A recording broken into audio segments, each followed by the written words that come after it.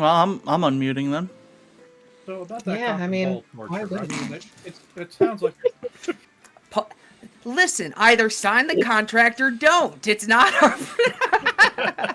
How Look, else? I was just going to say subscribe. The site is, I'll DM you the site later.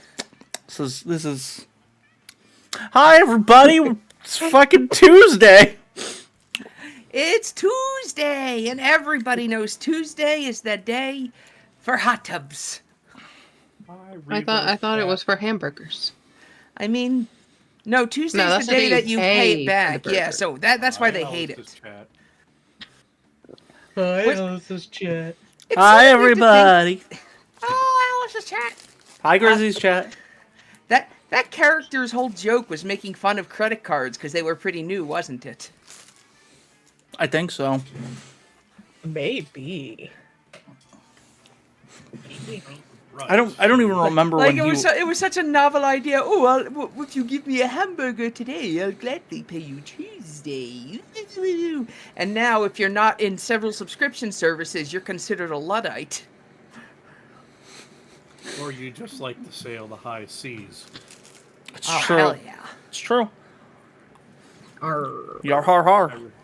I refuse. Your A heart bottle of rum? fiddly-dee. All right, so would y'all like? Because if you're looking at the game, I can tell you about what we've got going on here. Yeah, I mean I got the Yes, game 'cause up. I have no idea what's going on. Excellent. Oh So, wait, Revo, you haven't Monster played a Prom- single Monster Prom, Monster have you? Prom is a funny dating game. You're going to be essentially. You're going Hi, to Aramis. be going through a few nights where you Hey, pick Aramis. activities, you can raise your stats, and you pick choices to do with whoever you're potentially attempting to romance. And in doing so, you succeed or fail. Most of us are gonna fail. That's just how the game goes. I'm gonna romance Grizz. I have a few special settings on that I like to keep. We have streamer mode, of course, so the credits is a Perfect, safe to perfect. stream song. Oh, we're not gonna hear time of your life. This is the strangest one. I like instinct mode. It hides the success and fail feedback until the very end of the paragraph. So we'll do whatever we do, and we'll read it excited, assuming it's a success, until everything blows up in your face. Fair. And Is then this not in the one with asshole mode? It is the one with asshole mode. That's over here in customized game, where we've disabled horrible people. Okay. However, because we have played Monster Prom, would we like to leave those references on, or should we allow Revo just turn it off for Revo's sake? The other ones, of course, are drugs, toilet humor, and too graphic, which I'm okay with, but I will turn off if anybody I'm wants. fine with all of these being on except for horrible people, and that's just because I don't want to deal with that fucking Kappa again. Yeah, he's an absolutely terrible person. So so that's the person it's blocking? Okay, yeah. Yeah, it like that, and maybe others. I couldn't tell you. I don't know who else it blocks, just Hit a him, and miss. I'm happy about it. And the final special setting is, of course, we have the Damien B costume set to super sexy instead of just sexy. Yeah, it works for me. I don't know if I've seen the Damien B costume, but I've had this setting since the game started. I don't know. But and I'll go ahead and read as the noble host. I'll be happy to read the the opening themes. Camp Spooky, the stage of some of our dearest summers. Back then we were young and unafraid. With school far away, everything seemed possible as the sun embraced us on our way to camp. Summer has that distinct power, doesn't it?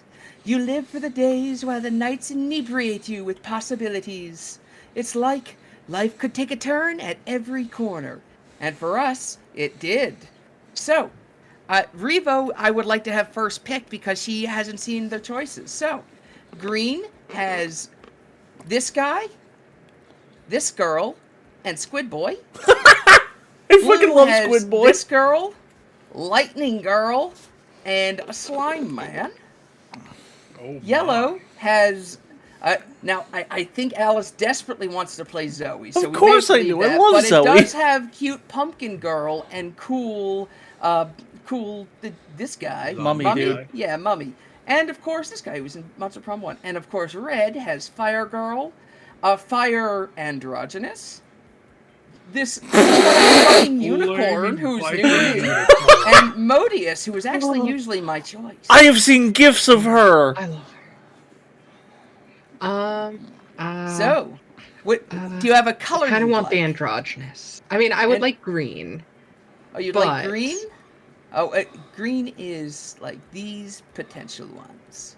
She's androgynous, or he's. And then, or this one. So, green or red? I'm gonna go green. So I want that one. Done. Although, the Yeah. the squid is The tempting. squid is a lovely boy, but I don't think you'll dislike this. And this will, of course, be evil. And do you have a preference for pronoun? Let's go they. They it is. Kerchow. You get to pick 3 things. The Sword of Roar, King of Lions. The Cult Ring, a fake noble title. Campfire Songbook, Human Wool Sweater. The Blade, Magic Mushrooms Guide, MC Griffin Ep, or Swole Floaties. I don't know what any of these do, so please don't ask. Oh, yes, I want the roll magic floaties. shrooms. Hell yeah. I want the blade, Blade. and Let's spin. cult ring. Cult Ring. All right. Next up, I'd like to ask Lament. What can I get you, Lament? Give From me big Blue. You have to slimy pick boy. from Blue. Slime boy you are. All right. Need I assume what you'd like to be? No, you need not assume. Lament is here to be Don't Big be my Daddy. Big That's what he's Daddy. here for. All caps. Pronouns Please, he? Yep. All right. Bam. All right. You can get the recorder, a coral comb, chest 2, penguin mask, uranium lipstick, a pocket therapist, hellfire portable barbecue, a cursed pen, or marshmallows. Marshmallows, the barbecue, and the recorder. Fair. I'm going to be so annoying on this trip. All right. Here you go, Alice. Thoughts, Oh, yeah. comments, questions, concerns? Boom. Perfect. All right. Name? Alyss, as always.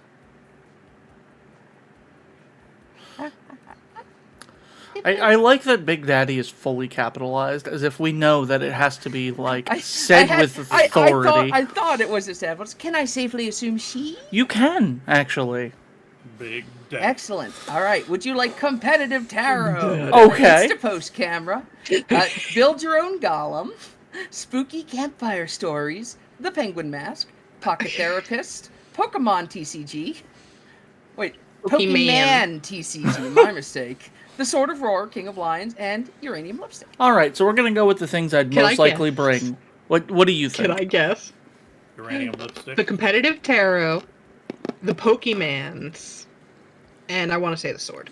So I'd bring the Pokemans, the uranium lipstick, Okay. and build your own golem. Build your golem is Okay. going to be my guess. And I really like using Modius. She's I think Modius is adorable. That's fair. She's much like you, super adorable. There's so much R34 of her. Yeah. Yeah, they're- Surprising nobody. I mean, she's heart eyes all the time. Where can you go wrong? Literally And with I, of course, can get Scott snacks, a pinata pool toy, a sketchbook, a spork. You know, I'm getting the spork right off the bat. You A gotta business get the spork. business anal paste, pretty important. Uh-huh. MC Griffin, Sleeping Beauty bag, north-facing moss, and the Sword of Roar. I'm taking that sword since nobody else wanted it. Anal paste is very important. It does feel useful for delicate business. Yes.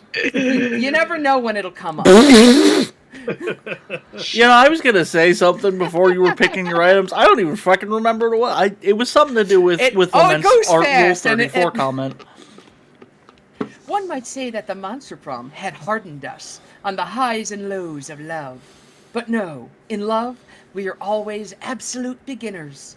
And summer camp was no different. Hello, butt-faced man, dude guy. Butt-faced No one man, dude talked about it. guy! Face man, But dude. the idea of a summer love, you can talk over me. I'm just gonna keep blathering. It's Loomed butt-faced over our man, dude heads. guy. How's it going, butt-faced man, dude guy? I hope Close you're to the doing last day well. of camp, there was a meteor shower happening, just 2 weeks away.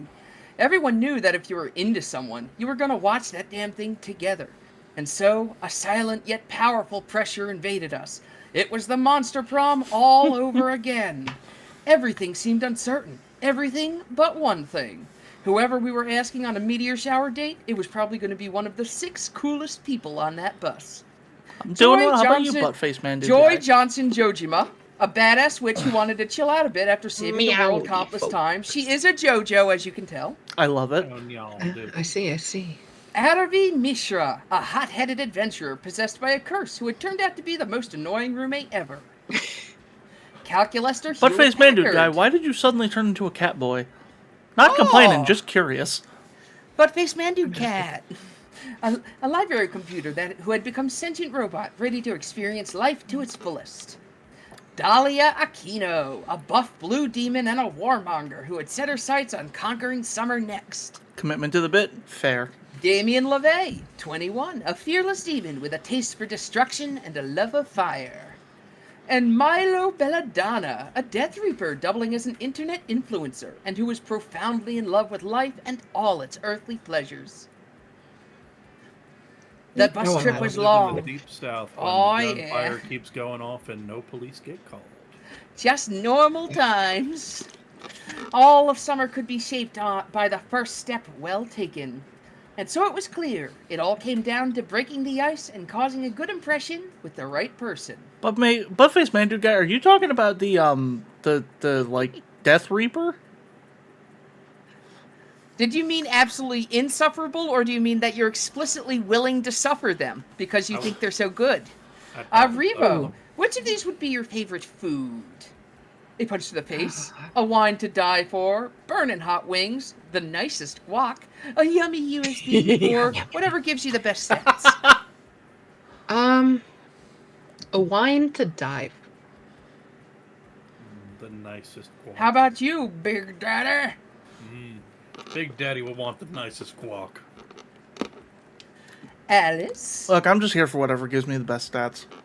Cha-ching. I think I'll get some burning hot wings. Woo-woo! There's your target, Revo. A wine to die for, you say? I know a lot about wine and death, and which deaths pair best with which wines. For example, a stabbing pairs best with a dry traminet, whereas a poisoning benefits from a sweet melon rosé to offset the acidity of the poison, you see. As you can see, darling, I'm something of an expert on the subject. I'd be happy to educate you further on the way to camp. Yes, please. Ah, Big Daddy damn. is joy. Who would like to... You like guacamole too. It's one of my favorite snacks. It's such a pain trying to find vegan-friendly foods I can eat on the go. Guac's one of my go-tos. Oh no, she's a vegan. I had the same thought! I made the wrong Hope choice. found this really cool recipe You in can the always try grimoire and that she do- showed me.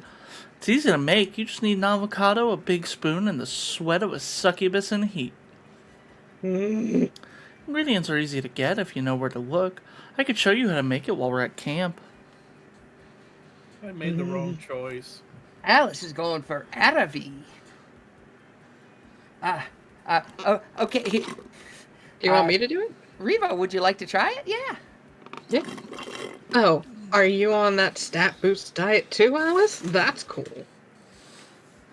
I've been doing it too. It's super tough, right? It's almost impossible to get in all my daily nutrients.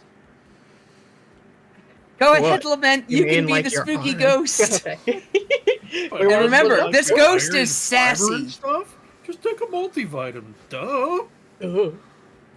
No, who cares about that shit? I'm talking about the important nutrients. Strength, constitution, dexterity, intelligence, wisdom, and charisma. At least Alice gets it. We should work on leveling our stats up together this summer. Should I reprise my role as Damien? Oh. You did do a good Damien. Nice, Grizz! Hot as fuck wings are my favorite too. All goes back to my philosophy. If it won't burn off 3 layers of my tongue, I'm not eating that shit. Glad to see a fellow hot wing connoisseur is coming to camp with me. Maybe I'll have someone to share lunch with for once. We only had 2 weeks left to woo our crushes and conquer their hearts. But as I already said, we were young and unafraid, and we were ready to start. I don't know, I'm kind of afraid. My interest has a very interesting smirk. All right, Revo, so you can pick one of these 5 locations, and doing it will increase your stats. Here are your stats at the top. You can see the numbers here. And whatever one you choose will definitely go up, and then there's a chance your event will let you go up more. Or down. Yep. Yeah, so it can go down. You can either say where you want to go, which is the Camp Dome Lake Manor, or you can say just what you want to improve, and we'll put you there. I want to do the Camp Dome. Camp Dome! All right, and generally we have whoever's turn it is reading the narrator for their go. Okay. That day, at the Camp Dome, you play a game of tug-of-war. You see, tug-of-war is a harder game than it seems. It involves a lot of strategy, and there's a secret technique not everyone knows. It's, you need to be strong. The secret. You mastered this technique years ago, and so you win. The audience is cheering and roaring in joy while you salute them victorious. They throw roses at you. They throw their underwear. Someone throws you +2 charm, which you happily take. After that, you will all enjoy a rousing game of grenade soccer. Well, not everyone is enjoying it, I suppose. What the fuck is that outfit? It's the random outfit packs at work. Hecate, help I me. love This it. is insufferably boring. Can we just win the game already? We've been up like 20 points for the past half hour. I would also love to move on from this. Happiness is such a fleeting creature, always giving us chase. But in order to chase it, Damien must first stop kicking the grenade into the wrong goal. Fuck you! I told you already, you don't know what you're talking about. This is the goal I was told to worry about. We told you to worry about it because you're the goalie. You're supposed to prevent the enemy team from kicking the grenade in it, not kick it in yourself. You're also sick of this and about to back Joy up. But then you're interrupted by the doorbell ringing. Wait, why is there a doorbell? So who wants to be... Yeah, perfect. I got a barbecue pizza delivery for Goth Babe and a sexually ambiguous creature of death. Ah, I see you've read my Tinder bio. We didn't order pizza though? Sorry, are you sure you're in the right place? Yeah, bruh. I got a little lost, but the delivery address is clearly 666 Murder Dome Way. So how about giving me a tip, bruh? Oh god, those eyes. I'm sorry, darling, but this isn't the place. I would never order a pizza anyway. I much prefer fine cuisine to that freeze-dried mozzarella frisbee you call delivery food. Yeah, and I'm a vegan. Listen, we're in the middle of something right now, and I have zero patience to keep convincing you that I did not order... Okay, I get it. Jeez, bruh. You're harshing my vibe. I'll be on the way. Now, there is another character who fits much more that voice later, but, Wait, was that pizza not for us? Damn it, I'm starving. If I'd known we were about to eat, I might have actually done whatever stupid fucking thing you guys were telling me to do and ended the game. Oh well, back to goalieing. Wait, seriously? Hey, wait, that is our pizza?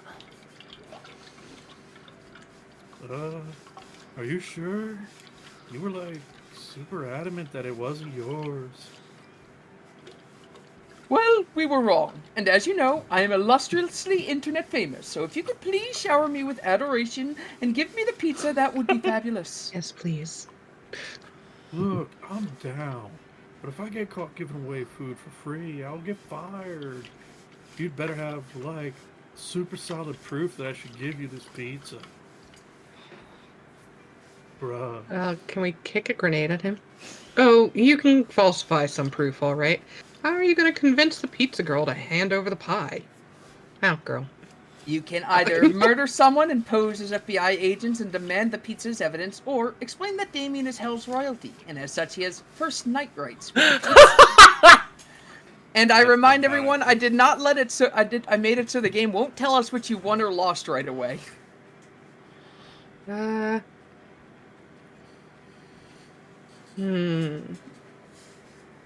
second one.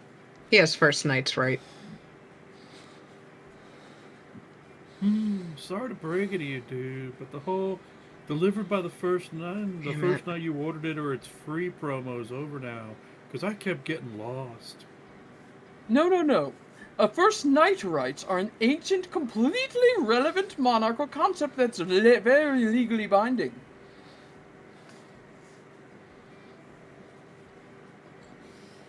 This one's Alyss. Oh, I'm sorry. No Correct. First night rights entitle noble persons to have sex with a virgin bride. A virgin pizza on its wedding. Delivery night. Well, this pizza was made with extra virgin olive oil. Exactly. This concept was developed centuries ago to allow noblemen to flex their extra-large privileges and influence on common peasants. Yeah, and this is an extra large pizza, so that totally makes sense. Are we done arguing yet? Can I have some alone time with this pizza now? Well, I guess. However, first night rights only entitle you to have sex with the pizza, not eat it. What do you do with your pizza? What? But that isn't fair! This whole thing sounds pretty unfair to me. But what do I know? I'm no prince. Do you want to fuck the pizza or not? Fine. If you insist, I'll give this pizza sex. Oral sex! I don't like that face he made. I loved it. I don't like that face. He was way too stoned. He's in. Oh yeah, he gets to eat it. This one's you, Revo. Yeah, it's still your Okay. turn. Then Damien snatches the pizza and sprints away to eat it, laughing maniacally. Oh, what a mischievous little rascal. His devil-may-care attitude will be popular with my TikTok audience. Lili, thank you for the sub! Hi, Thank you so much. Well, more importantly, the game is over now since we don't have a goalie. Time for lunch. You three collect Damien and go back to the campfire to eat. The pizza girl joins you. I think she thinks she's on her way back to the pizza parlor? Well, she may be lost and confused, but you're right where you want to be, and you gain +2 fun and +1 charm. Revo, you succeeded your first challenge. Success. Yay. All right, Big Daddy. brother. It's time for What? Big Daddy. Where would you like to go? We Yes, have yes, Reggie, and I'm Spooky the Manor. Eldritch Woman. What's Scout HQ? Scout HQ. That is specifically smarts. We ain't no nerd. Let's go to the lake. You spend the day playing in the lake. Everything is fun until you're mesmerized by a strange song. It's the sirens. Oh, They try to lure you with their beautiful chants, but you know better and challenge them to a riff-off. They kick your ass, but you definitely have a lot of fun. More specifically, +2 fun. yay! You spend some time chilling at the lake with Joy. She's cast a waterproof spell on her book, Erotic Photography for Classy Witches, and you're trying not to drown. Hold up. Do you smell beef? And a faint whiff of freshly sucked Excuse me. blood?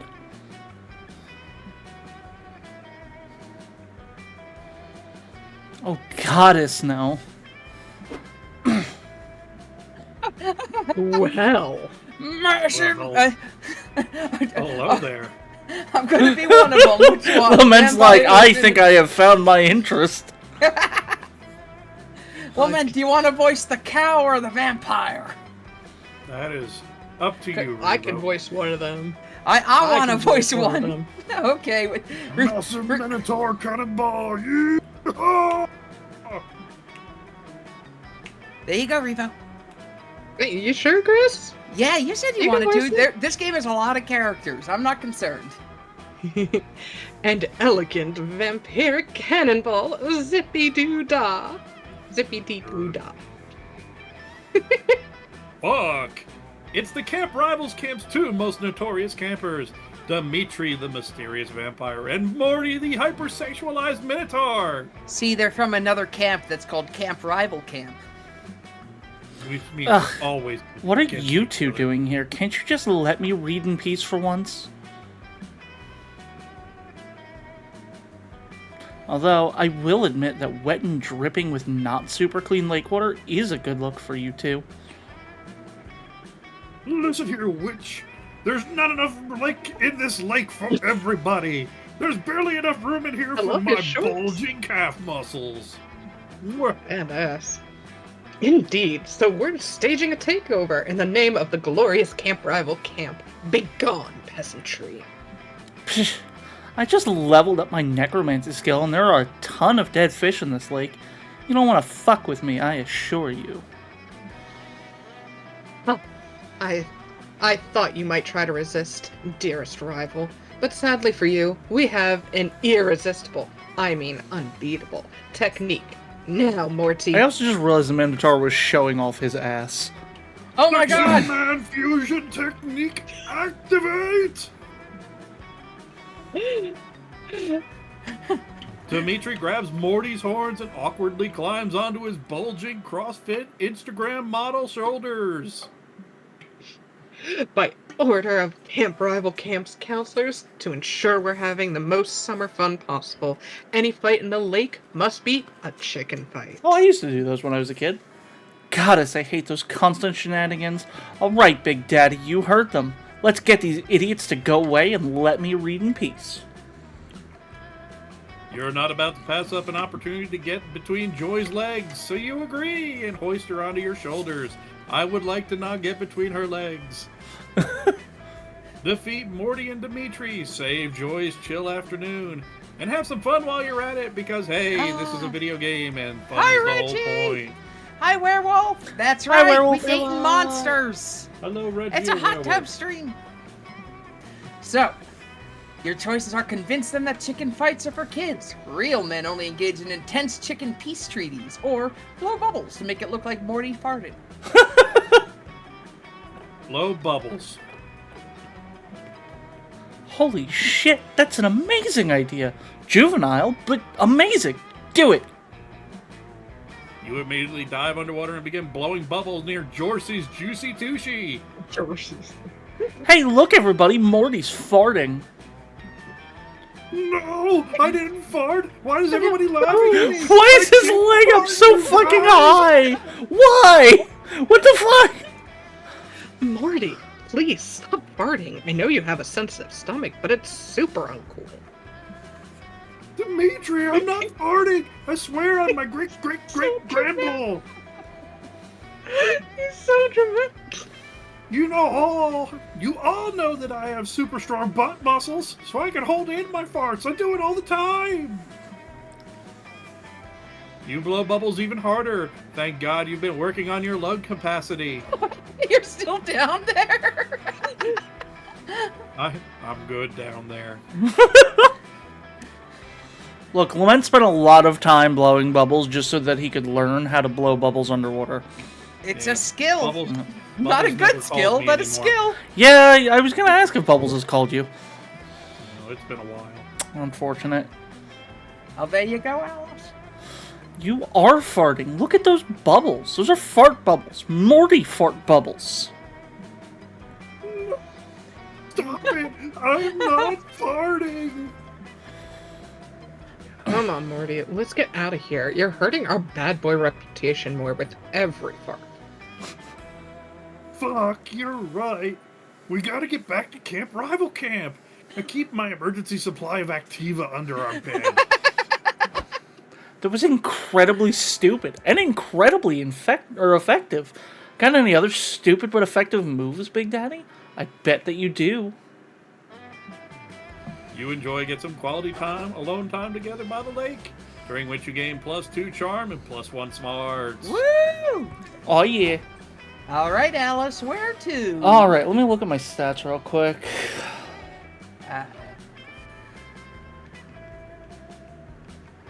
Uh, Charm and fun are taken. Well, if that's the case, let's go be a nerd. I think the woods is smarts. Oh, you're right. What is that? Creativity. That's a Scout HQ. My mistake. No problem. While you're hiking Look at through the you. woods, you That's so accidentally cute. step on a pile of leaves covering a massive hole. Oh, Zoe's so adorable. It was a trap! An evil goblin hunter. Is it a goblin who hunts or someone who hunts goblins? You'll never know. Appears. They were the one who put the trap in there. This is it. You're done. You get ready to embrace death. But the goblin hunter only set the trap to get someone to help them do their math homework. Fitting.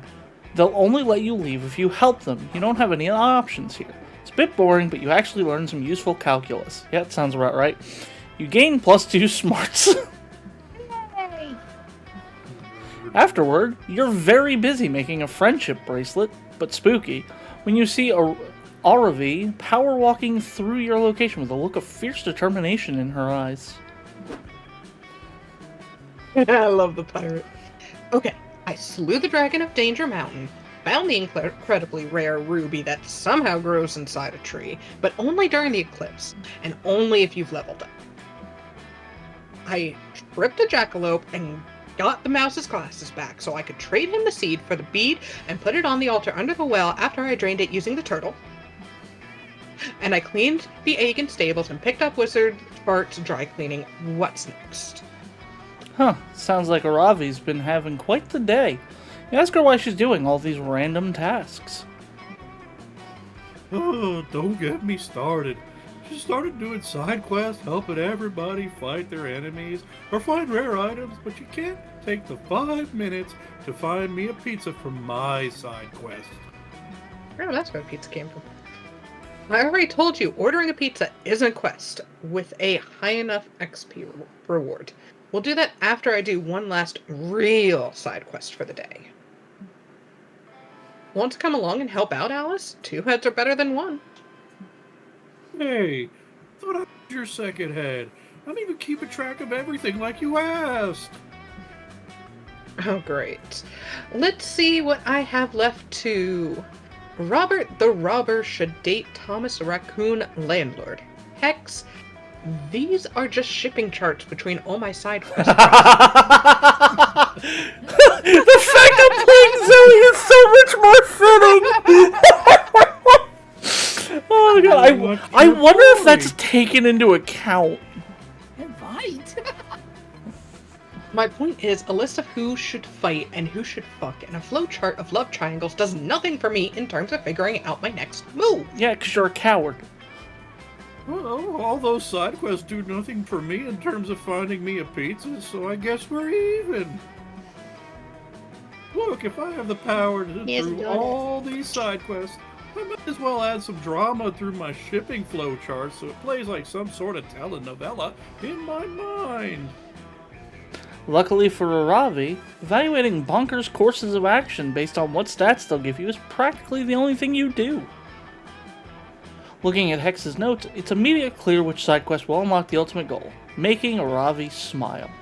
Aww. Yeah, help the local mayor to open a TikTok account so he can bond with his teenage son, collect 10 turnips for the town's guard who's totally not using them to pleasure himself. Aha! Both of Totally. those seem concerning in some way, but Totally not pleasant. no. Alright, I feel like the first one is charm and the second one is probably boldness. I'm gonna help the local mayor, I think. You, Aravi, and Hexhead head over to the local... Aravi, and Hex head over to the local mayor's office. The mayor sits on his mayor throne, hearing the complaints of his townspeople with a distant look on his face. I like the visual. When you enter, he leaps to his feet. Art thou the brave adventurers who can help complete my quest?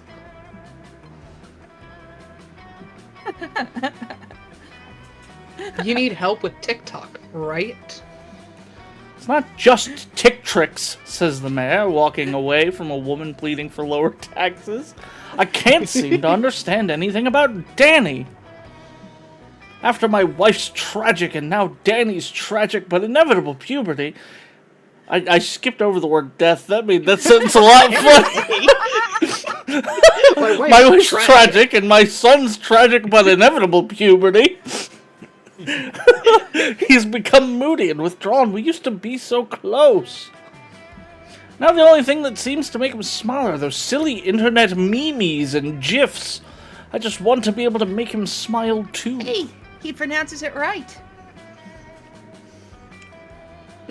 First lesson, it's pronounced memes and GIF. With a That heart. is incorrect. Yeah. The mayor on this one. GIF is pronounced like GIF all the way. Hex, you truly are a curse. Mr. Mayor, I would be happy to help you become more internet literate, but bond with your son. Mr. Mayor, says a panicked citizen running in. The bandits are back in there.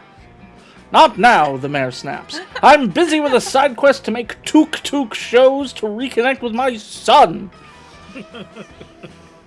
Second lesson, you don't make shows on TikTok, and in fact, you don't make anything. Chances are, if you start making videos, you'll just embarrass him more. Then you are saying I am doomed and that you give up the quest, the mayor cries? Dude, no. I'm saying it doesn't even need to be that hard. Don't make videos, just watch them. Ask Danny what his favorite TikToks are and then pretend to laugh at all of them, no matter how stupid, repetitive, or derivative they are. This is good advice. And then maybe ask Danny other things, like how he's feeling, or if he wants to talk about any of the things he's been going through. I am often quite bad at broaching subjects of any seriousness, says the mayor, slamming the door on a villager holding an alien chicken. Maybe I do need to communicate more. This is a terrible mayor. I don't know. He seems to be running the show pretty well. Communication is key in any relationship. Go watch shitty videos with your son and then maybe get back to focusing on the needs of your townspeople. I will do just that, the mayor says. Citizens, I will hear each and every one of your complaints right after I find out what flossing is. He exits triumphantly.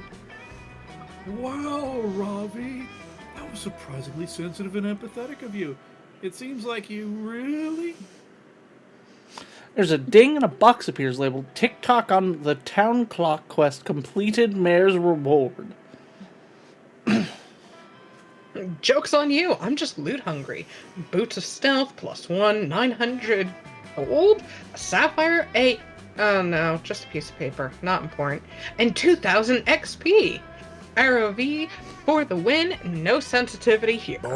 Hi, Kana. But before she slipped the paper lovingly into her pocket, you saw that it was a picture of the mayor and his teenage son smiling together. You gained +2 smarts and +1 boldness. I'm so fucking smart, y'all. got brains. Ooh, and where should I go? I'm very bold. Let's stack it. Very bold. You are missing your shirt. Manor, I'm losing, okay?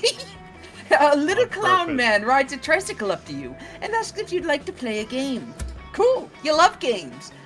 You suggest Monopoly or Scattergories. The clown man tells you to find the exit key in an hour or he's going to rip all your skin off. You're not super into that idea, so you two decide to compromise by going to an escape room and solving some puzzles together. It's lots of fun, but you don't gain any fun here. You gain +2 boldness instead. Oh, okay. You link up with Damien afterwards. Thanks He for told you Connor. Coach wanted him to dig a latrine, and he could use a hand. There you are, Grizz. Thanks for showing up, but I think I figured it out. I didn't know what a latrine was, but it sounds French, so I made an educated guess and buried landmines everywhere. You look at him, perplexed. The French didn't invent landmines, you tell him. What? They didn't? What the fuck is the point of the French then? Mozzarella sticks. Hey! Hey. Sauce. I'll voice him, but I just gotta figure out. Stop burying those landmines on my property. You're dangerously close to exceeding the state of California's recommended landmine maximum, and I don't need that paperwork. Your land? What the fuck are you talking about? I've carved my name into every building here and most of the campers. You? Sorry, kid. Not actually sorry. I'm evil. It's just an expression. But Camp Spooky is mine now. Here's the deed. What? No, you can't buy Camp Spooky. This is the home of some of my most treasured memories. Also, all my landmines. Your memories and explosives will have to find another home, Sonny. This is shopping mall country now. That blows out her balls. Shopping malls are useless. Why build one here? On the contrary, shopping malls still have one very important use, making summer campers like you absolutely miserable. Now, if you'll excuse me, I'm off to spill some oil in the Pacific Ocean and blame it on sea otters. I'll be back with the bulldozers this afternoon. Toodles. Fuck this. We can't let that colossal wiener bulldoze our beloved camp. I was planning to bulldoze our beloved camp. There's only one way to fix this that I will accept. Crime! Hell yeah. Yeah. So he's like evil, but like stupid evil. Yeah. Yeah, he's basically That chaotic fits well. stupid. He is chaotic stupid. Come on, Grizz. Help me think of an act of vandalism so heinous it'll scare that dweeb away for good. What are your Okay, options? I can bring in the one thing guaranteed to destroy the value of any property, shitty neighbors, or I can sow salt in the soil so no shopping malls will ever grow here again.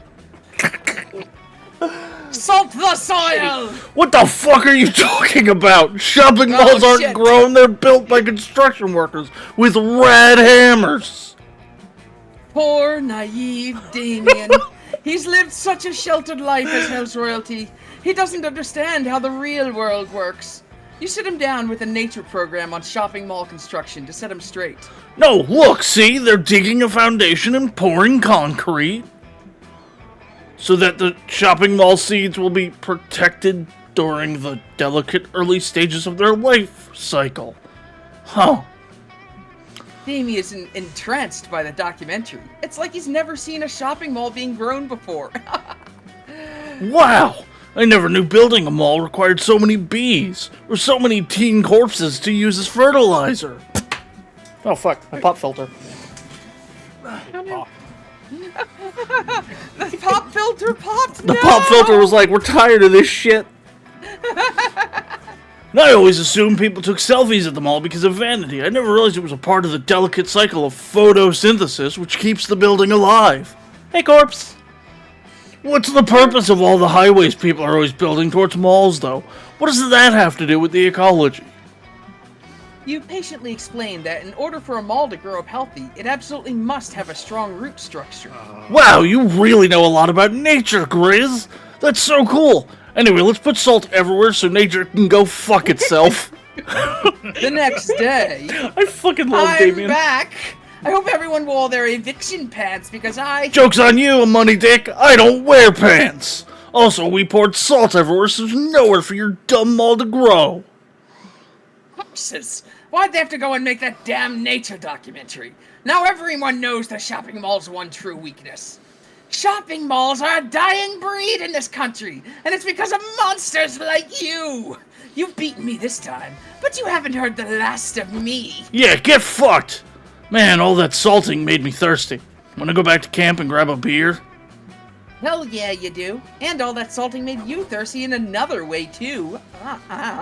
You gain +2 boldness and +1 charm. Trade places. Oh, Everyone chooses a hold on. I song. gotta set up the poll. But I'm not gonna obey by your poll, or will I? The Macarena. Yeah. I think we should decide. So yeah, I say Weird Al Yankovic's the American Pie song, the Anakin Skywalker one. A long time ago. That's it. Yeah, that's it. Go in a galaxy All right. far Battlefield away. by Sky. Was it All Sky right, Daddy? Is Alyss? that her name? I pick Everybody I pick Heart Boner I by don't NSP. know. I don't know. All right. Wait, what much did the Lament long pick? series- Lament was the Macarena. Player orders decide based on how much the song lyrics can be interpreted as survival tips. Have you guys ever heard Battlefield? I haven't, but I feel like it sounds like something that would serve you well in surviving. All right, chat. Poll is up. Best survival tips from a song. I don't think the Anakin song can do much, but I do think You know, that it is my turn to debate. You see how it says first? I am debating. No, the first is just 'cause I'll pick you over. Revo. It's just we're picking the See, turn it order. says first. Revo, we're picking the turn order. Weedy has Anakin Skywalker hair at the moment. Are we talking to Hayden Christensen Skywalker? Because I've seen Weedy and her hair's a bit longer. While I don't think a long time ago would help much, I think it'll help more than Macarena. Which Do you has even know what the Well, lyrics aren't we of the supposed to be Macarena are? picking? they're I mean, not. They sound unintelligible and unuseful. So far, Yeah, Grizz does but have a what vote. if you can use the Force? The Macarena has the deep lore, but you have to be able to speak the language, and none of you can speak the language. I can barely That's true. speak English. Alice, Like- what's your song about? Heart boner? It's a romance song about getting a heart boner for someone. Yeah, but can you survive in the wilderness with it? I mean, maybe. I don't remember the lyrics. I mean, Macarena. I honestly think it's Revo first, then me or Alice and Big Daddy last, So- because Macarena. So let me just actually debate Yeah, go ahead. because I need to read some of these lyrics just so you guys can see how this Yeah, goes. go ahead. Learn to read your enemies or they'll kill you where you stand. Soldiers man your stations. This is what you've waited for. Remember all your training as we go to war. Yeah, Revo's Survival. first. No, Yeah. like that's set in stone. Okay, who's second? I mean, I think it's hold gotta on. be you. Then it's between On a little Lament and stump I. down in Dagobah and oh wait, no, that's another one. Look, but if you give your body joy, Macarena, taking then your body is giving you joy, and that's a good thing. That's the Executive. lyrics of the Macarena. So you have to have joy, or you're gonna die. you're the one who's going out with joy. I regret that choice. Never pick guacamole again. All right, so It's me. Revo is first pick. Where would you And I like go to to the go? woods. Into the woods without regret. Into The the choice woods. is made. The task is set. Today, you decide to hike all the way across the woods. You want to see what's on the other side. It's a long, treacherous hike that ends up only taking an hour. I guess these woods aren't that big after all. How do you and your friends get lost in them so often? Anyway, it turns out there's a library on the other side of the woods. You go in, read some books or something, and gain +2 smarts. Mort. Afterwards, you end up vibing with Milo. You're sharing a hammock, cuddled up close with each other. And you're both checking your phones. Hell yeah, what could be more emotionally intimate than quietly scrolling right beside your number one summer crush? Suddenly, Milo's phone starts blowing up. Granted, Milo's phone is always blowing up, but right now it's worse than usual. No need to look so jealous, dear. It's just a work text. I keep telling the head office not to contact me when I'm taking a staycation, but I suppose this reaping is urgent. La la la, another day, another day. Oh my god, this is a little awkward, isn't it? Well, not awkward for you, because you don't know yet, and I shouldn't tell you. Oh god. But I can't resist a little gossip. Listen, Revo, I don't usually disclose proprietary information, but I just got a gig for next week to collect your soul. Finally! Huh? Milo's gonna reap your soul? That sounds super terrifying and also a little bit hot. You ask Milo if this means you're going to die next week. Short answer, yep, you're totally going to die. Long answer, life, death, and faith are weird and messy, and it's hard to say 100% because of quantum nonsense, but if I'm getting the gig, yeah, you're gonna die. Congrats. Woo! Holy shit, this is the most awkward news you've ever received while lounging in a hammock. You start to freak out. Why would I freak out? Please, Do it No, this Revo, week. don't freak out. I'm an expert, and I promise you, it's not as scary as it seems. Death reminds us of the profound, infinite beauty of life. And realistically, it's not like you're immortal or anything. Sorry to burst your bubble, but death was gonna find you eventually, boo. TBQH, I'm actually doing you a huge favor by letting you know ahead of time. It's my gift to you, the opportunity to go out with a bang. Let's make this last week of your life the best week of your life. We'll spend every moment together and we'll end it with a huge party. A celebration of Revo. Broccoli! A whole week with Milo? That sounds like heaven, and it's exciting enough to distract you from your imminent death. You're in. Yes. Lovely. God, you're going to get so many posthumous followers. I'm almost jealous. Oh, and we should start considering the party aesthetic right away. We need some big, memorable main event at the party, something that'll honor your true essence, Revo. And, obvi, it should be a Snapchat friendly. Any ideas? Your time to shine. Quick, what's the perfect way to entertain your guests, commemorate your entire existence, and impress Milo? Hell yeah. You will narrate the epic tale of your life through the profound carnal medium of interpretive dance. You'll have your friends give toasts in your honor. It'll be emotionally moving, and everyone will get shit-faced. 2 birds, 1 stone.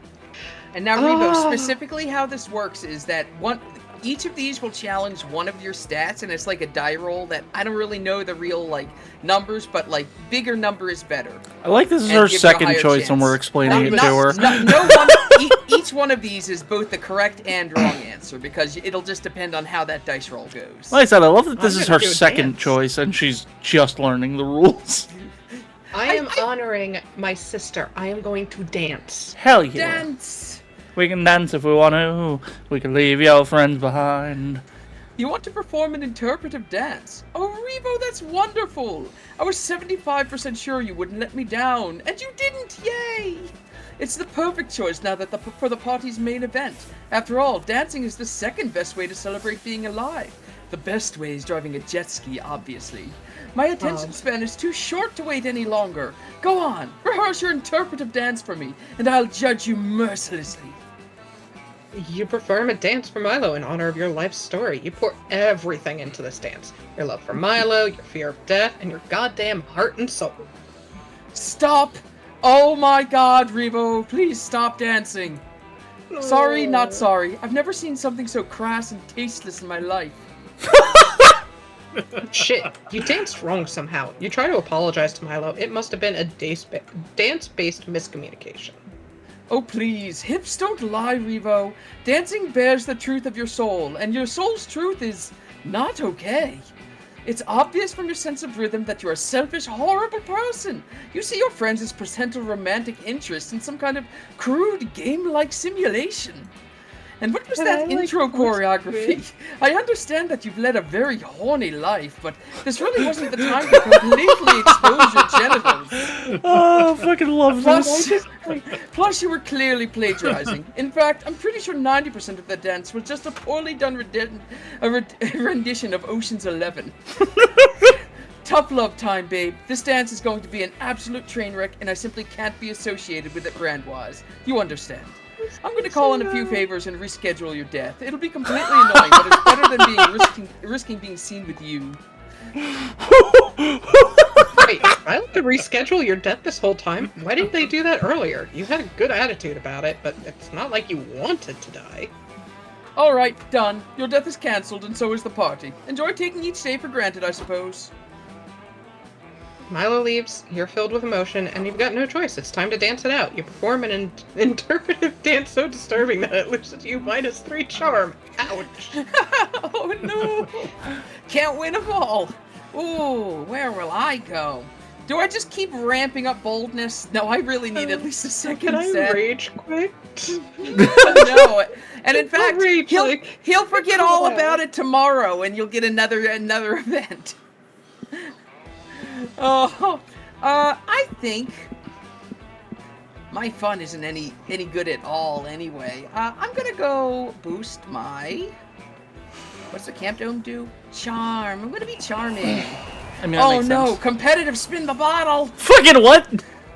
That day at the Camp Dome, you all play the classic children's game, The Floor is Lava. With a twist, the floor is literally lava. You're all hopping here and there, trying to survive the dangers of, lava. But one of your teammates falls. He's sinking into the lava, dying a slow, agonizing death. You offer a hand, but it's too late. Before disappearing under the hot lava, he whispers his last words. Grizz, your hair looks great. It does. You gain +2 charm from a nice compliment. Yay! You do have nice hair on your model. Thank you. Grizz also You has came nice in hair there. IRL. Don't be spreading misinformation. It's not misinformation, so deal. It's not misinformation if it's true. You and Damien are lounging together, having a surprisingly chill time reading comic books. What the fuck? This is going to sound crazy, but can you pass me that one that doesn't have someone putting his fist through someone else on the cover? Oh, Wait, yeah, that was. what's you, this Revo. now? You're Yo, going go to ahead. read actual words that might describe something other than punching? Ah, What? No, who said that? I was just asking for the one without someone punching so that I could eat it. Obviously. right. What did I say, Delilah? Told you he's getting soft. But not I don't know so, if we had anybody voice her yet. so Lament voiced her last time, but Lament's gotten a lot of voices so far. I'll take her. I'll seize her from Lament. But not so soft that you won't come sand strangling and ocean kicking with us, right? My biceps are ready to choke that sand right out, and I got special boots made with spikes on the bottom, and the sides, and the top, so I can really show those waves who's boss. Well, that does sound great, but... But Speaking of the ocean, I was actually going to watch this documentary on dolphins tonight. I'm making popcorn and baking dolphin-shaped cookies if you want to join. wow. Did I do You this for changed, showing him the Damien? documentary? It's no wonder the wildfire hasn't appeared to you yet. What do you mean? I know you've been on the hunt for the elusive wildfire, and I know it's thus far eluded you, and I also know why. The wildfire only appears to those who are badass enough to be worthy of its unbridled glory and untamed majesty. It's true. I was just in the woods one day playing with matches, and suddenly, out of nowhere, the wildfire just appeared. It was one of the most magical moments of my life. There's nothing like seeing a wildfire out in its natural habitat. Too bad you'll never see it. Face it, Damien, you're just not metal anymore. Hey, wait a second. Not metal! Not metal! I'll show them who's not metal, or I'll show them who is metal. It's me. I'm still metal. Now to prove it by becoming worthy of the wildfire. But how? All because you showed him a documentary, Grizz. Either perform the sickest skateboard trick, escaping from a tank of water while chained and on a skateboard. Well, he's Or already chained. Yeah, I feel like we've already done that trick once. We were practicing it, maybe. Or write a poem. About a poem that's very metal. I'm gonna go with the skateboard trick. Oh, hell yeah! That's all kinds of metal! Chains are gonna be metal. Top of the water tank will be metal. I guess the wheels of the skateboard, are those metal? Which, fun fact, they're actually, like, polyurethane. Who Yeah. cares? Point is, lots of metal. And I'll be the metalist of all. Back in the old times, skateboard wheels were made of intestines of pigs. What? I'm right there with you, what? Sorry, I'll be right back. No worries. Fair enough, fair enough.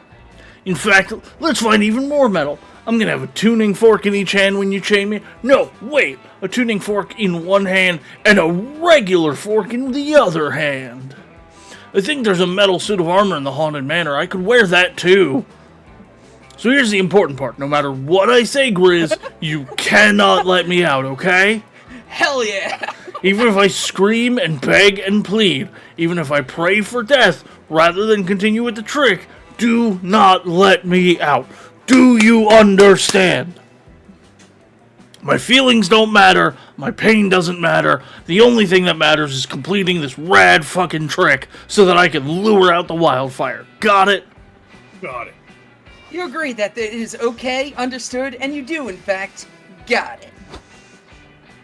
Oh, welcome back, Lament. Welcome back. You chain Damien up, but put him in the suit of armor, throw a skateboard in the bottom of a water tank, and throw in the armored chain, fork holding Damien in after it. You wait eagerly for Damien to begin his great escape. But after a few moments of struggling, it seems he's not going to be able to break out, much like to a sick kickflip.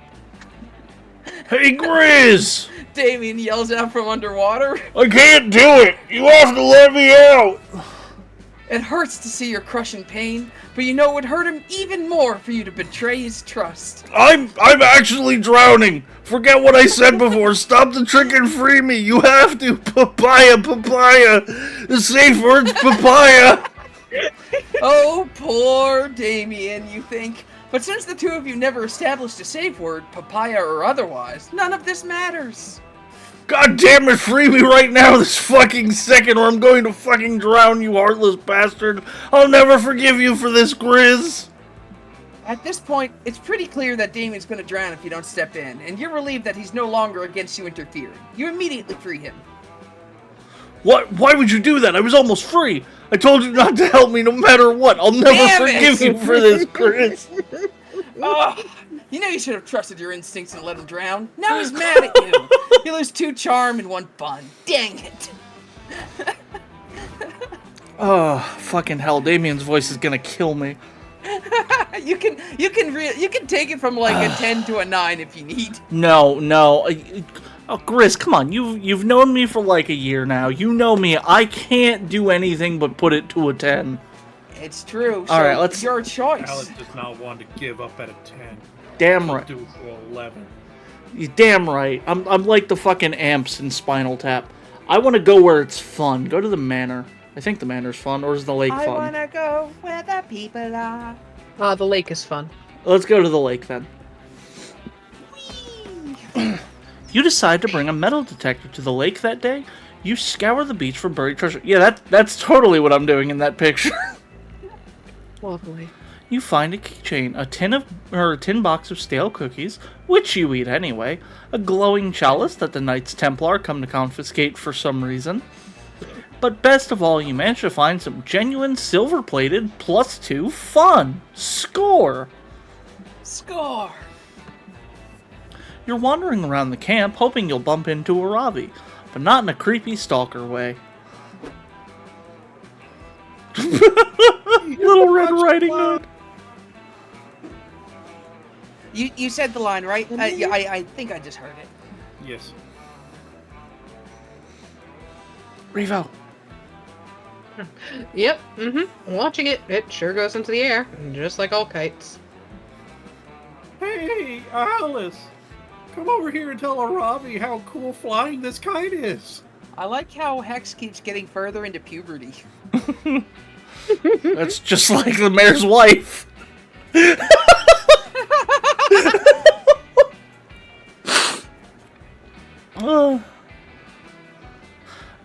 You don't know if you want to do that, because clearly she doesn't think so, and you're not in the business of contradicting hot people. Oh, if only you knew, narrator. But just to get a more holistic sense of what's going on, you ask Aravi what's going on holistically.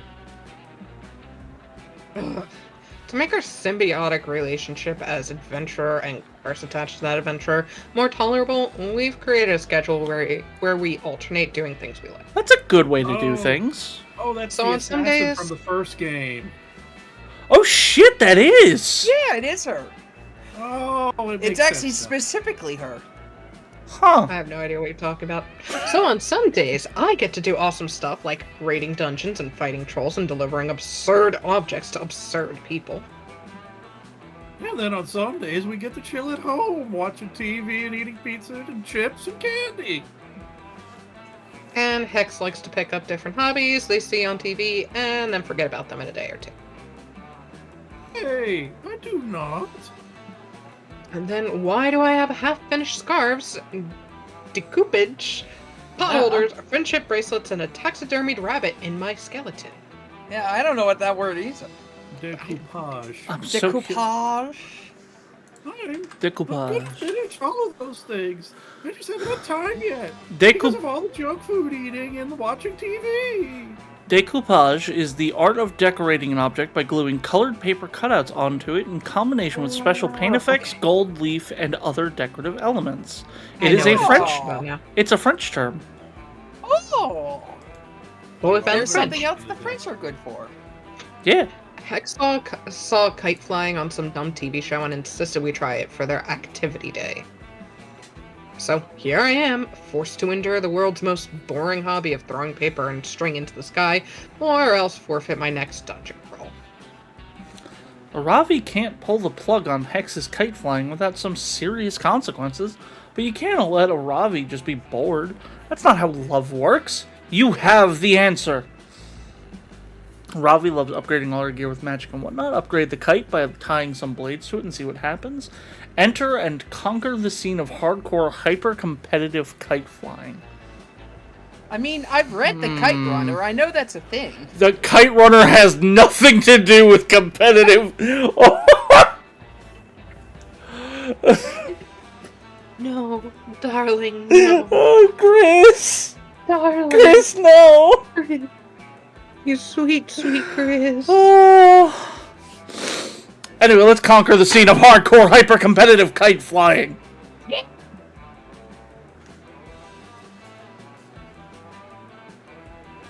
Give me a sec. Take your I'm time. assuming that's me. Hardcore, hyper-competitive kite flying? Really? Kites are cool if they're competitive. Duh, the stuff is only fun if I can crush someone else at it. It gives me a sense of superiority and tons of material for my therapy sessions. Girl, same. Yeah. Me for real, for real. Oh, real, for real. Well, let's get down to business. To defeat the Let's Huns? get down beneath. Let's get down to business to outbid the Huns. I need a training partner. Want to Krillin me? Oh, and when you God. pose some degree of rivalry for a short period of training, I end up surpassing you easily, but then you get some sort of climax by sacrificing yourself. Sure. You go into kite training, you learn all sorts of epic anime-like techniques. The staple technique that you'll update every now and then with a fairly similar upgraded version. The forbidden technique that can kill you. You promise to use it only in a life or death situation, but you always end up using it. So much fun! And, no, that's all. 90% of anime techniques fall into those two categories.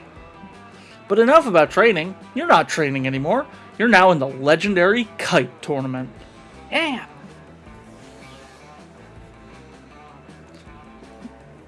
We've done it, Alice. All of our training has led to this. I feel like we've been preparing for this moment since forever. You have a very unique understanding of forever, girl. You're interrupted, though. Stop chatting, you weaklings. It's me, Buffbert, the big buff rival who's super confident in himself when he's paired with a small adversary in the tournament. You're my first adversary, girl, and you're small, so you bet I can feel confident. Buffbert! Then she wins. I really Man, Can we skip to the end of this already? You do. It's the final already, somehow. And Aravi is in it. Who could have guessed? Oh, Dolahan. Ravi, I must admit you've shown all of us kite fighters that you are one to respect. I like him. Even though you're totally new to the competitive kite scene. Same, a Dolahan But this samurai. ends now, I'm afraid. Stop. I'm also a finalist. Everyone has perished under the fangs of the fearsome technique of Cobra Kite. Sorry, I stole that from you. Also, the head makes a heart. Also, I think whoever is organizing the tournament is super drunk. Most of it makes zero sense. Oh, we meet again, Soth, my sworn rival. Today I put an end to your reign of kite terror. It's error. You could try, or we could join forces. Double gasp! That way we could first ensure Aravi is out, because in the most climactic moment, when two people team up against one, they tend to win. Yes, it is foolproof plan. I'm smart that way. Ugh, shut up. I'm going to beat your lore expo dumping ass. But Chio and Sarth joining forces after a long-sworn rivalry seems to hold a lot of significance in the TV show or game or whatever dumb form of media they come from, so their alliance turns out to be very powerful even for Aravi. Oh my! Aravi is done for. Unless you two put aside the long ancient rivalry you two have held since, like, the very start of this outcome. Alyss and I joining forces? Whoa. You unlock the third type of anime-like technique, the duel technique that can only be performed by former rivals joining forces. It's a thing of beauty.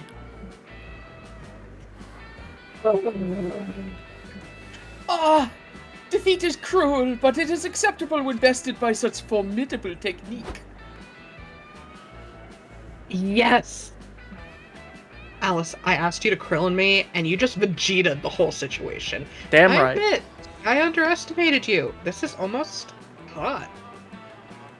And this is only the start. I will become the Kite Hokage or something. This is my new character arc. Fuck my life. Aravi totally gets bored of kites by the next day, but you still gain +2 fun and +1 boldness. Whee! Yo, I'm so fun, I got a RIPD. 9! You can either do HQ or the Manor. I want another snack, I'll be right back. Let's Back go to snack. the nerd area. Let's go to HQ. I am gonna go get a snack too. That I day, hope I don't Monster miss Scouts anything. hike I around the want a camp snack. cleaning up litter to respect nature and stuff. Nobody but Coach gives a damn about picking up trash, but it does quickly become a contest to find the coolest garbage. Some find used condoms, others find weirdly shaped fruit. You somehow find a Rembrandt. It's an original. Neat. The mystery of how the Rembrandt ended up there will go on to trigger the most epic adventure you all will go on during this summer. But it won't happen on screen. But you still gain +2 creativity just by looking at it. So magnificent. Oh my, so many people. So Okay, sell as so- many Monster Scout cookies as you can. They're delicious, affordable, and each cookie technically contains a full serving of vegetables. Technically. Hell yes, Coach. We're gonna annihilate the general public with our cookie selling skills. We're gonna sell so many Scout cookies that it'll be scary and weird for everyone. That's the spirit. Godspeed, Scouts. Is Alyss I back? joined Yes. Scouts for the s'mores and the hot uniform, but cookie selling is not a vibe. Narratively, it's just an invitation for shenanigans. God, she doesn't even like shenanigans? Well, if it isn't Dahlia Joy and Big Daddy from Camp Spooky, our most hated Scout rivals. Oh my goddess, shenanigans already. See? This is what I was talking about. Hi, Eldritch! It's an axolotl. It's the axolotl. What the hell do you two want? We don't have time for your camp rival camp bullshit. We got cookies to sell and badges to earn and victories to grasp. Yeah, but she's a vegan and she hates shenanigans. She sucks. No, she doesn't. She's awesome. Or maybe. Don't even bother selling your inferior cookies. Rival scouts, outsell your pathetic troop every year. And this year, the troop with the highest sales in region gets to decide which charity all the profits will be donated to. We shall defeat you at any cost. Fuck yeah, Dimitri's right. We're gonna sell the most cookies ever. And then we're gonna give all the money to Pet Bee. You know, the people for the erotic treatment of bulls. Dimitri and I are super bangable. We're willing to get naked to make a sale. Your troops have no chance. And just in case, we've got our secret weapon. Is it your hat?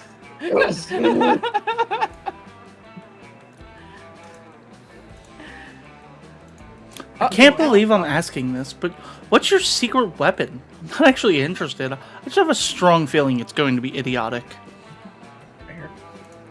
That is a forbidden secret of our troop, but since we're rivals, I'll tell you. We hide a razor blade inside each rival cookie, and we also fill them up with lots of poison. That way, if you eat a cookie, and I've minimized my screen so I can't read this, there we go. And if you're dead, there's no way you can buy cookies from any other loser scout troops. Catch you later, losers.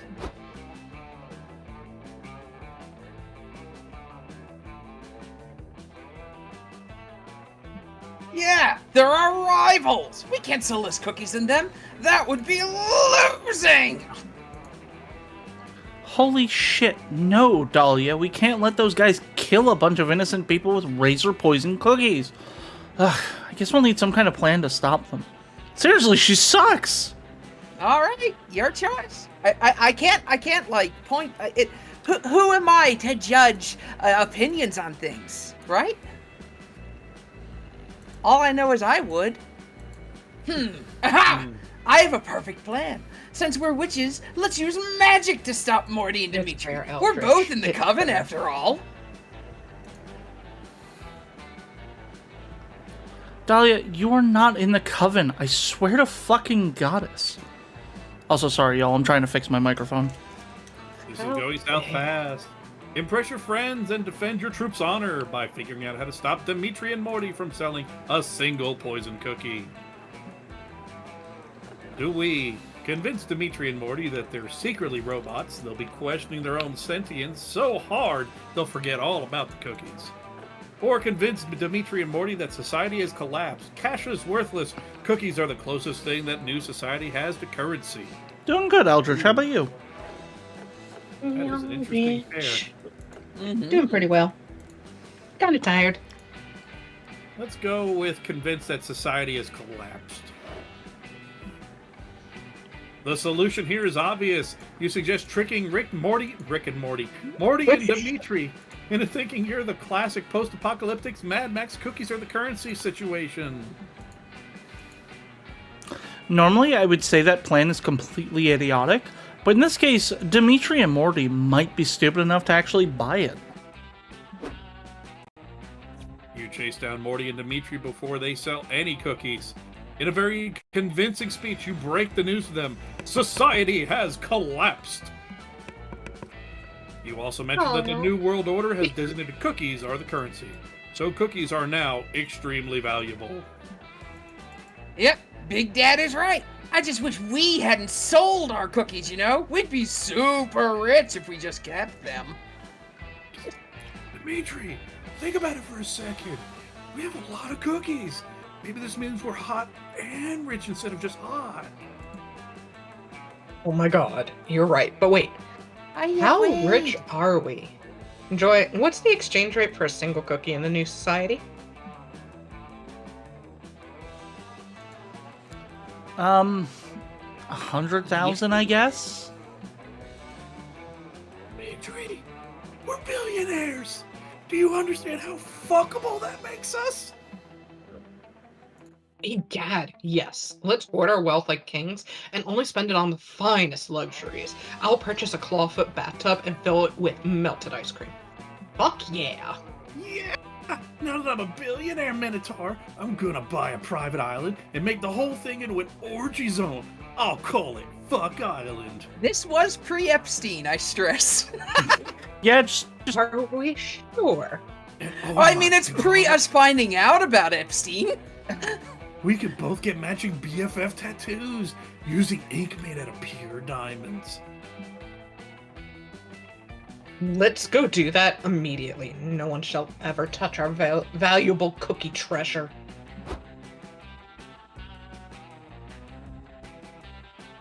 wow, guess our cookie problem is solved. That worked literally perfectly. Nice one, Big Daddy. Yeah, it was a pretty good idea.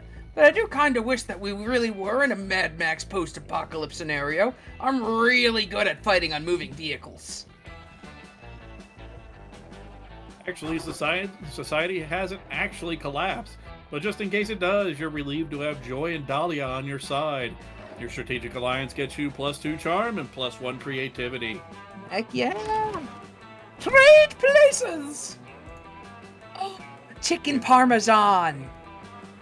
Everybody choose a food. This is the hard part. Chicken parmesan. I am gonna go with pulled pork. Kielbasa. Sushi. Which food would kill you the fastest if you only ate that food? So, I think you Can- could get can some I distance on chicken parm, so I'll probably be near the bottom. Okay. Let me put this sushi, out if there. it's prepared incorrectly, it's gonna fucking kill you. Yeah, but That's we're raw assuming it's fish. prepared properly. Lament, what Okay. was yours? Let's be honest. Pulled pork only has meat and sauce. We don't have any of the seasonings that you would get in a sausage. We don't have any of the nutrients. Problem is, from- I think kielbasa is fattier than pulled pork. But kielbasa has other seasonings inside of it besides just the pulled pork. Yeah, but it's the fattiness will get you. But have you ever had really good pulled pork where the fat layer just kind of mixes in with it? I have. That's the good pulled pork, and that's the way they prepare it. So you're going to be eating gobs of fat in addition to delicious pork.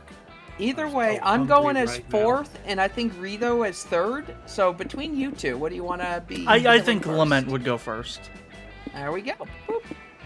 Quite frankly, if I had to sit there and eat something that didn't have the seasoning in it, I'd probably hang myself. It's nighttime!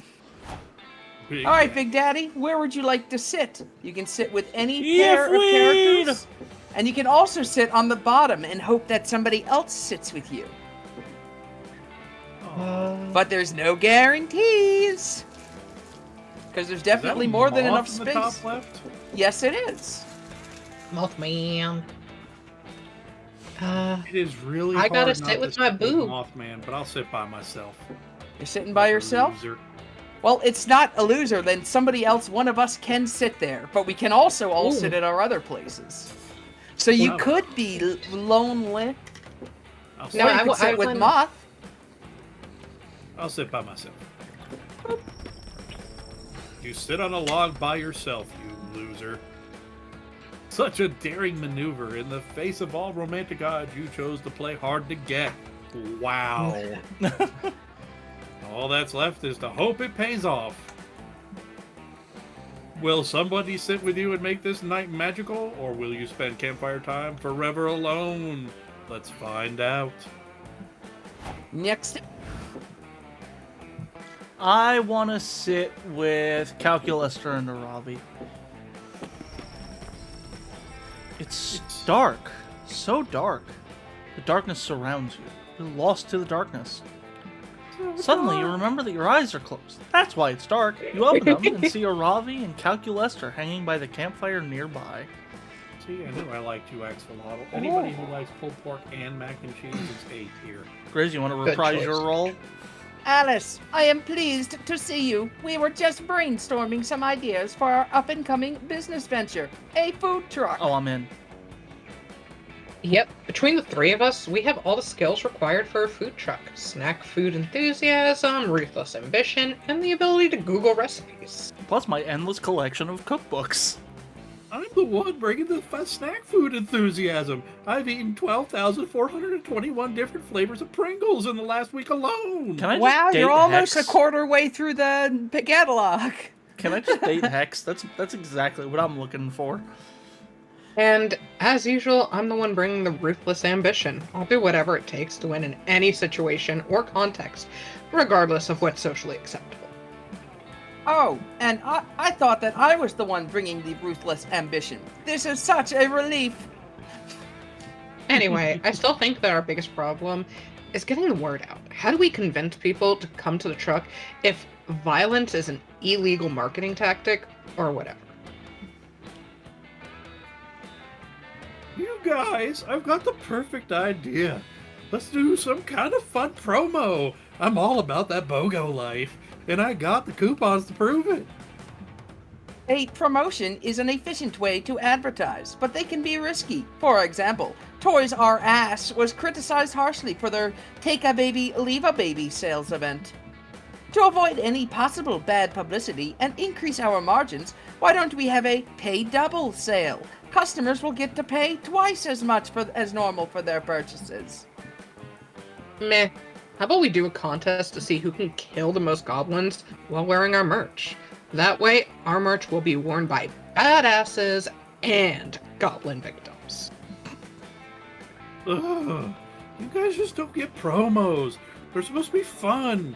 So let's buy a t-shirt cannon and call it a day. One of them. Since each of us owns equal share in the food truck, the only democratic way to settle this is with a simple vote. Calculester conducts a vote between the four of you. Everyone votes for their own idea. You formally abstain. It's a tie. This is so dumb. Voting is stupid and never works. Fucking mood. If we can't even make this decision, it's statistically improbable that we have the coordination necessary to run a food truck. Or be friends. Quick! Help your friends think of the best promo ever for their food truck. If you don't, you'll never get to taste their greasy, overpriced, lukewarm snack foods.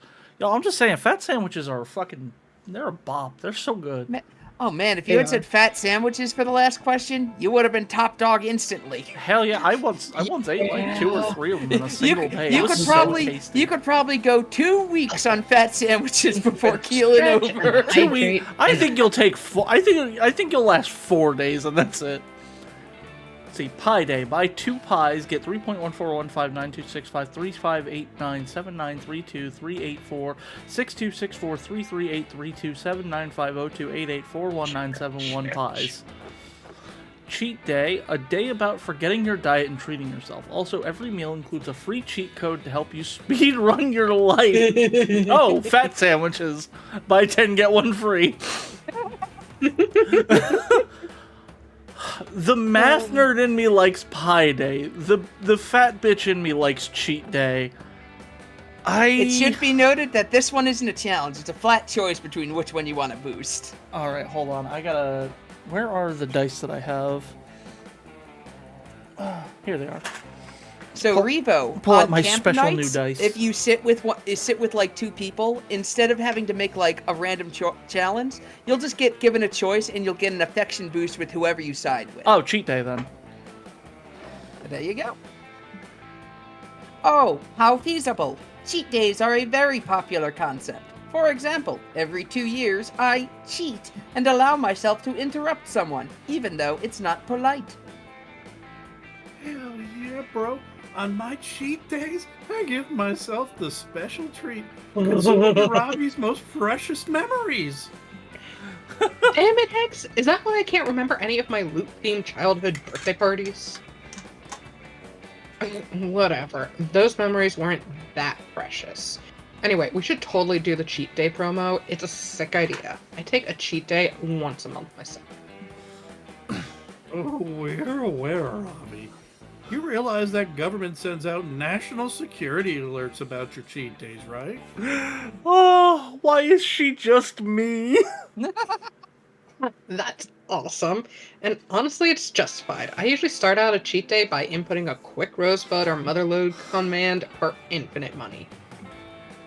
Motherload. And then I rapidly jump up, up, down, down, left, right, B, A, and then I press start. That gives me infinite lives, so I'm functionally unkillable. But cheat codes are tricky, because if you use them too much, it just kind of takes the challenge away, and you also clip through the walls way more. That's why I just do it once a month. Amazing! Aravi, I did the math, and our food truck customers have a 99.6% chance of standing this promo. Which specific cheat code do you suggest we give the customers? You know what would be hilarious? We should tell our customers how to turn on huge heads mode. I would totally give out the fucking DK mode cheat. Oh, that would be so fun. We have to do it. Their heads will be so big. They'll look like such idiots. Lol. I have just one question. Wouldn't our customers not enjoy having huge heads? Don't humans have very frail necks that are incapable of supporting much weight?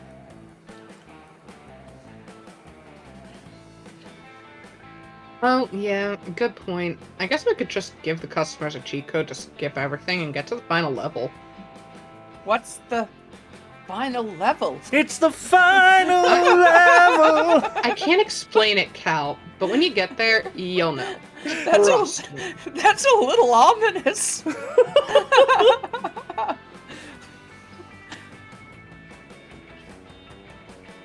And I guess one of us should say thanks to Alyss for coming up with a good idea. Thank you. I mean, thanks. You're welcome. You have an awesome afternoon brainstorming food truck ideas together. At one point, Aravi mentions that she wants to show you her hot coffee mod later. Score! All right, Revo, where would you like to sit? Big Daddy. Give With me Big Daddy. There you go. You Look good at how ass. cute I am. Yeah, you are. You sit with Big Daddy. You know what's funny? You two Lament bond is a over slide. being... Yeah. You two... No taming him. You two bond over being the only self-aware video game characters sitting around the campfire. You laugh as your companions jump through hoops to gain stats and love points, as if those things matter in the real world. Suddenly, you blurt out, "You know, Big Daddy, if you were to gain a stat in anything, it'd be..." Ooh. Ooh, how you gonna flirt with Lament? The ooh stat. The living work of art stat. You know what? I applaud Revo for having self-control. You're shocked. You have no idea where that came from. Could it be that you're actually falling for him? How can this be? Meanwhile, Whoa! Big Daddy gains God plus damn. 5 creativity from your sweet compliment. You're I am welcome. so creative. And for growing that much more in touch with your sexy, forbidden feelings, you gain +1 smarts, +1 boldness, +1 charm, and +1 fun yourself. Hey. Damn. Unfortunately, nobody gains anything in the living work of art stat category. Maybe next time. Rip. I'm My sorry. I tried. turn. Ooh, I'm gonna go for him. You're all geared up to invent a new kind of s'more. You're thinking jalapenos, maybe. Gross. When suddenly, Give it to me! It's my turn! Damien, now talk Hecate's to yourself, third eye Alyss. necklace is a powerful and dangerous magical artifact. You don't take turns with it. In fact, you don't touch it at all. To be fair, this will be a nice it'll be nice resting my fucking voice a bit. But you've had it all day. Yes, because I got it when I defeated Larry the Lich's father after he mysteriously turned evil, Larry the Lich's- following his son's third untimely death at Spooky High. Now I'm keeping it safe. I'm not understanding what you're not understanding. I think the part you're not understanding is that I want it. oh boy, you're never gonna pioneer the jalapeno s'more at this rate. Course. Better take a side and score some jalapeno brownie points. If you let Damien hold it, he'll probably just set fire to and destroy it. But if it's such a dangerous artifact, this should save you a lot of trouble. Or, Damien, leave Joy alone. I have an even cooler magical artifact. It's called Magic the Gathering. Oh god. Don't introduce Now- him to it. No. No, I won't. I won't. I won't. That's dangerous for the world. Now look, Grizz. No, Normally Damien breaking something would be my #1 most expected outcome in any given situation. But Hecate's third eye necklace is very much indestructible. I've tried my most powerful magics on it to no avail. In fact, a council of elders has been assembled to determine how best to destroy this relic and wipe its scourge from the face of the earth. To break Hecate's third eye necklace, a great journey will have to be undertaken entirely on foot with no air travel allowed, past countless obstacles and enemies and... Joy, your shitty relic is totally weak. I had it for like 2 seconds and it just fell apart. What now? Yeah, you were just talking for a really long time, so I got bored and took the necklace and just kind of started fucking around with it. Next thing I knew, it was in 7 pieces. 7? We haven't even been able to break it in 2. Then I got mad at it for being such a shitty relic and... Okay, long story short, do you want these ashes to remember it by? Or should I just burn the ashes, and then burn the ashes of the ashes? One moment, please. I have a council of elders to address. Man, I hope this doesn't mean Joy won't let me fuck with cooler, better, less breakable artifacts in the future. Stupid, weak-ass Hecate's third eye necklace. So, the Council of Elders is, frankly, shook. They've never seen a dangerous magical artifact so quickly and efficiently destroyed. So, where does that put me? Damien, how would you like to have a turn with some more artifacts? Yay! Damien's eyes light up with glee, and he cries the battle cry of someone about to fuck a bunch of shit up. For once, with someone else's permission. Bring out your flasks. Alright. Oh, so we can't use skill, so... Take a gamble. That weekend, you visit your good pal Juan. He knows a thing or two about getting wasted. Bueno, bueno. Look who's here. I was just experimenting with these drinks here. To throw them away, but I have a feeling you're reckless enough to give them a try, right? What about this one? Bone-hurting juice. What do you say? Will you take the drink of the day? Or would you prefer the mystery box? Mystery box. Could you tell me not to take the mystery box? But the box could be anything. Even a I'm not boat. sure you... Technically, none of the Could even bones be a in me are box. my bones either way. Exactly. The box could be bone-hurting hurting your juice. It could be a double. It might The could... box. Uh-oh! The mystery box? So bold of you. Hope you're happy with it. No refunds. Delicious poison. Quite appealing, right? Don't know if I'd drink that, but the real question is, will you? I also have this mystery box, because at this point, who knows what you drink? Mama didn't raise no bitch. Mama had nothing to do with it. Take the box. Hell yeah, bone-hurting Bone-hurting juice. juice. Now we get to see what both of them are. Hope you're happy with it. No refunds.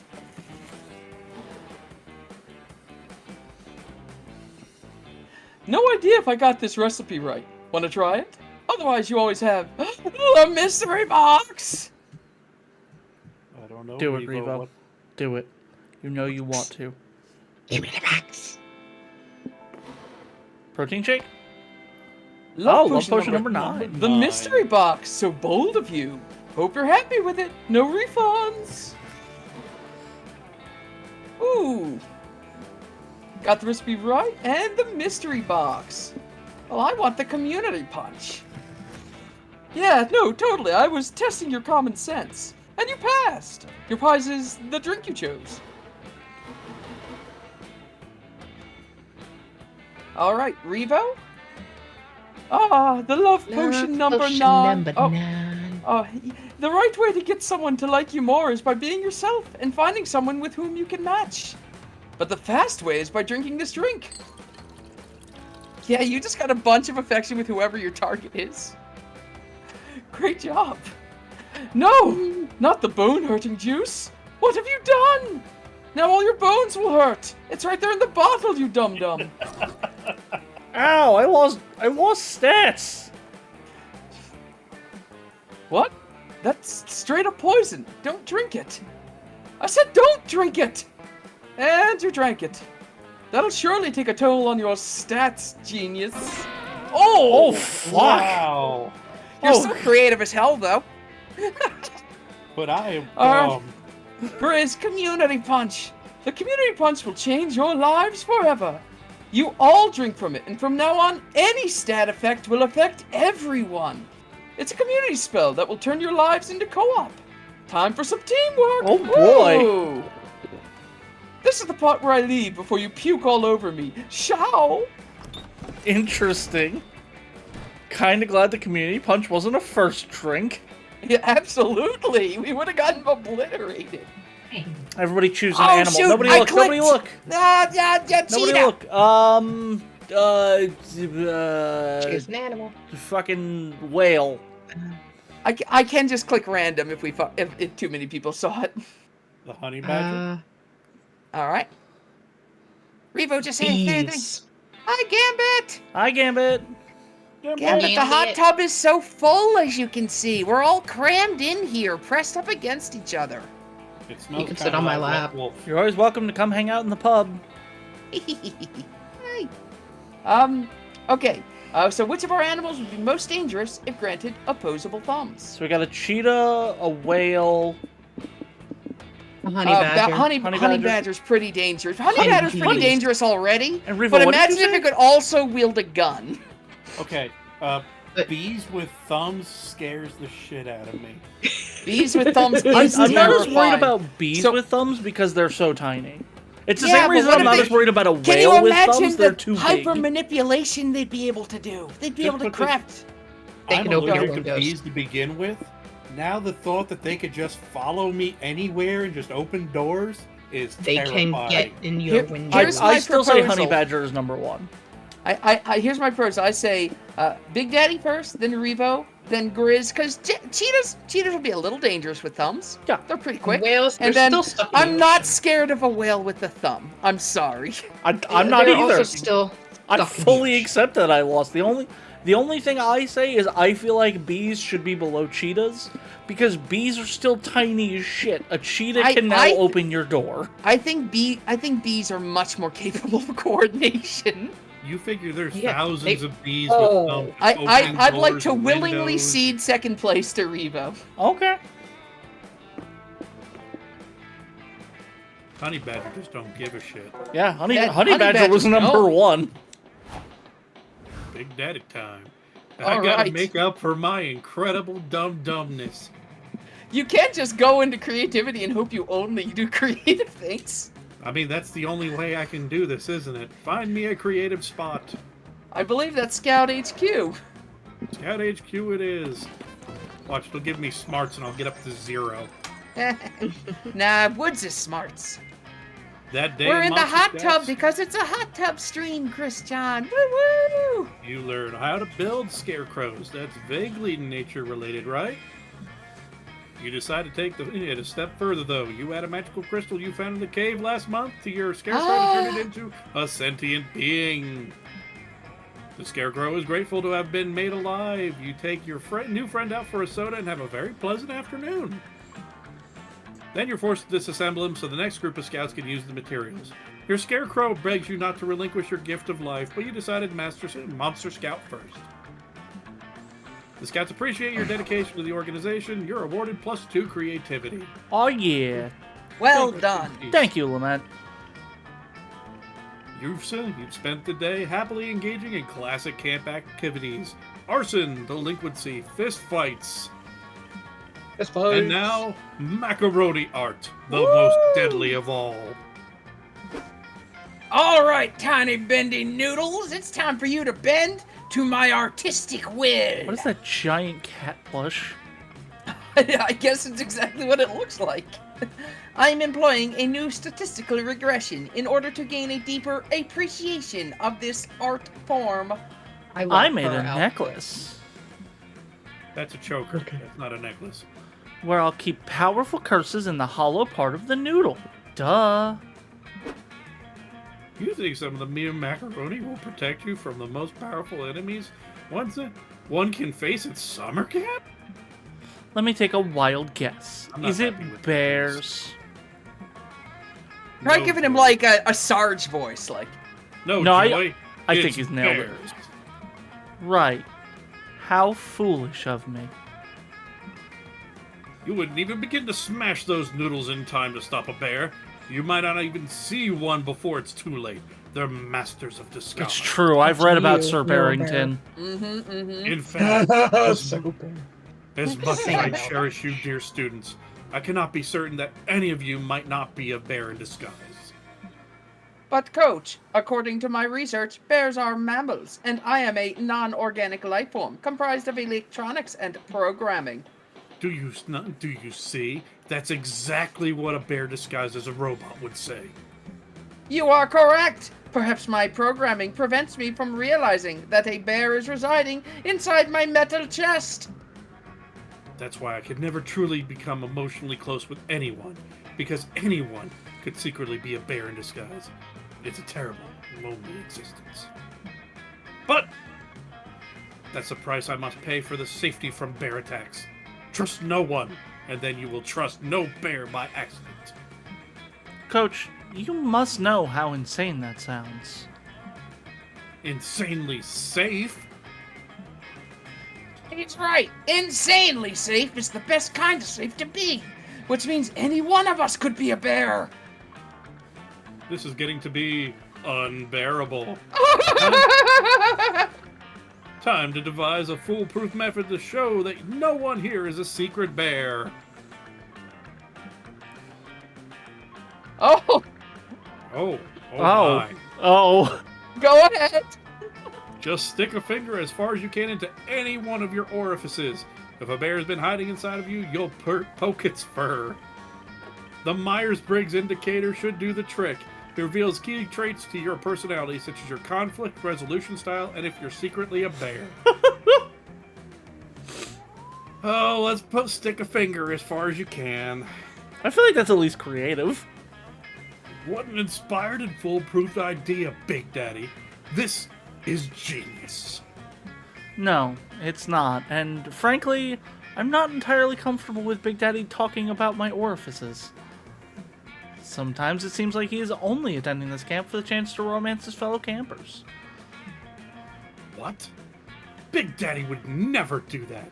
He's clearly here to learn how to survive bear attacks, just like everybody else. Now, fingers up your noses, everyone. Anyone else getting Monty Python flashbacks to self-defense from fruit? Maybe. Error. I have no nose. I will instead probe my floppy disk drive, which will still allow for sensory perception of bear fur, if such a creature is contained within my chassis. Boom! Bears, watch out! We're coming to poke ya! I don't want to stick my fingers up my nose. Then, can I, maybe, stick my finger up your nose? Fine, if it'll get you all to calm down, yes. You can stick your finger up my nose where there is definitely no bear. That's a misstep. The way you say that was very suspicious, Joy. Dahlia sticks her left index finger up her own nose and her right index finger up Joy's. Nope, no bears here. Coach, let me check your nose since I'm an expert now. Dahlia sticks a finger up Coach's nose, and just to be safe, Coach sticks a finger up Dahlia's nose, and Calculester sticks an antenna in Joy's ear. What the fuck is going on? Well, We're bear I'm hunting. satisfied. No bears hiding inside myself or any of my dear students. What a relief. But Coach, you did say that bears could blend into their surroundings. Yes, but our surroundings is just that strangely small square containing a background behind us at all times. I think we'd notice if there were a... Bear detected! Warning! Bear detected! Alert! Alert! But a bear was among us, but it turns out the real bear was outside us all along. The bear roars and escapes from his background prison. But since you and your friends cleverly detected his presence just in time, you are able to escape. Narrowly surviving a bear attack has really bonded you with your friends, giving you +2 boldness and +1 smarts. I'll be honest, I was certain you had failed that. I Me was too. sure you had failed that, but you got it right! You won! I barely made it. Hell yeah. Barely. But now I'm at a -1 smarts. Hell yeah. You're gonna be there someday, champ. Okay, boss, thank you. Man, We next. yeah, where'd you like it to go? Me. Wizard_squid. Thank you for just the said to hydrate, bring up Wizard Alyss. Squid. Hope you're having a good I'm day. gonna go to the manor. Oh, hell yeah. While you're exploring the haunted manor, you hear a voice calling your name. It comes from under the bed. 2 blood-red eyes stare at you from the inky darkness under the bed. A voice that sounds older than time whispers. Do you want to gain some boldness, Revo? Hell yeah. You say yes, because you actually do want that. Yeah, he is here. Okay, here we go. Whatever that thing is, it gives you +2 boldness.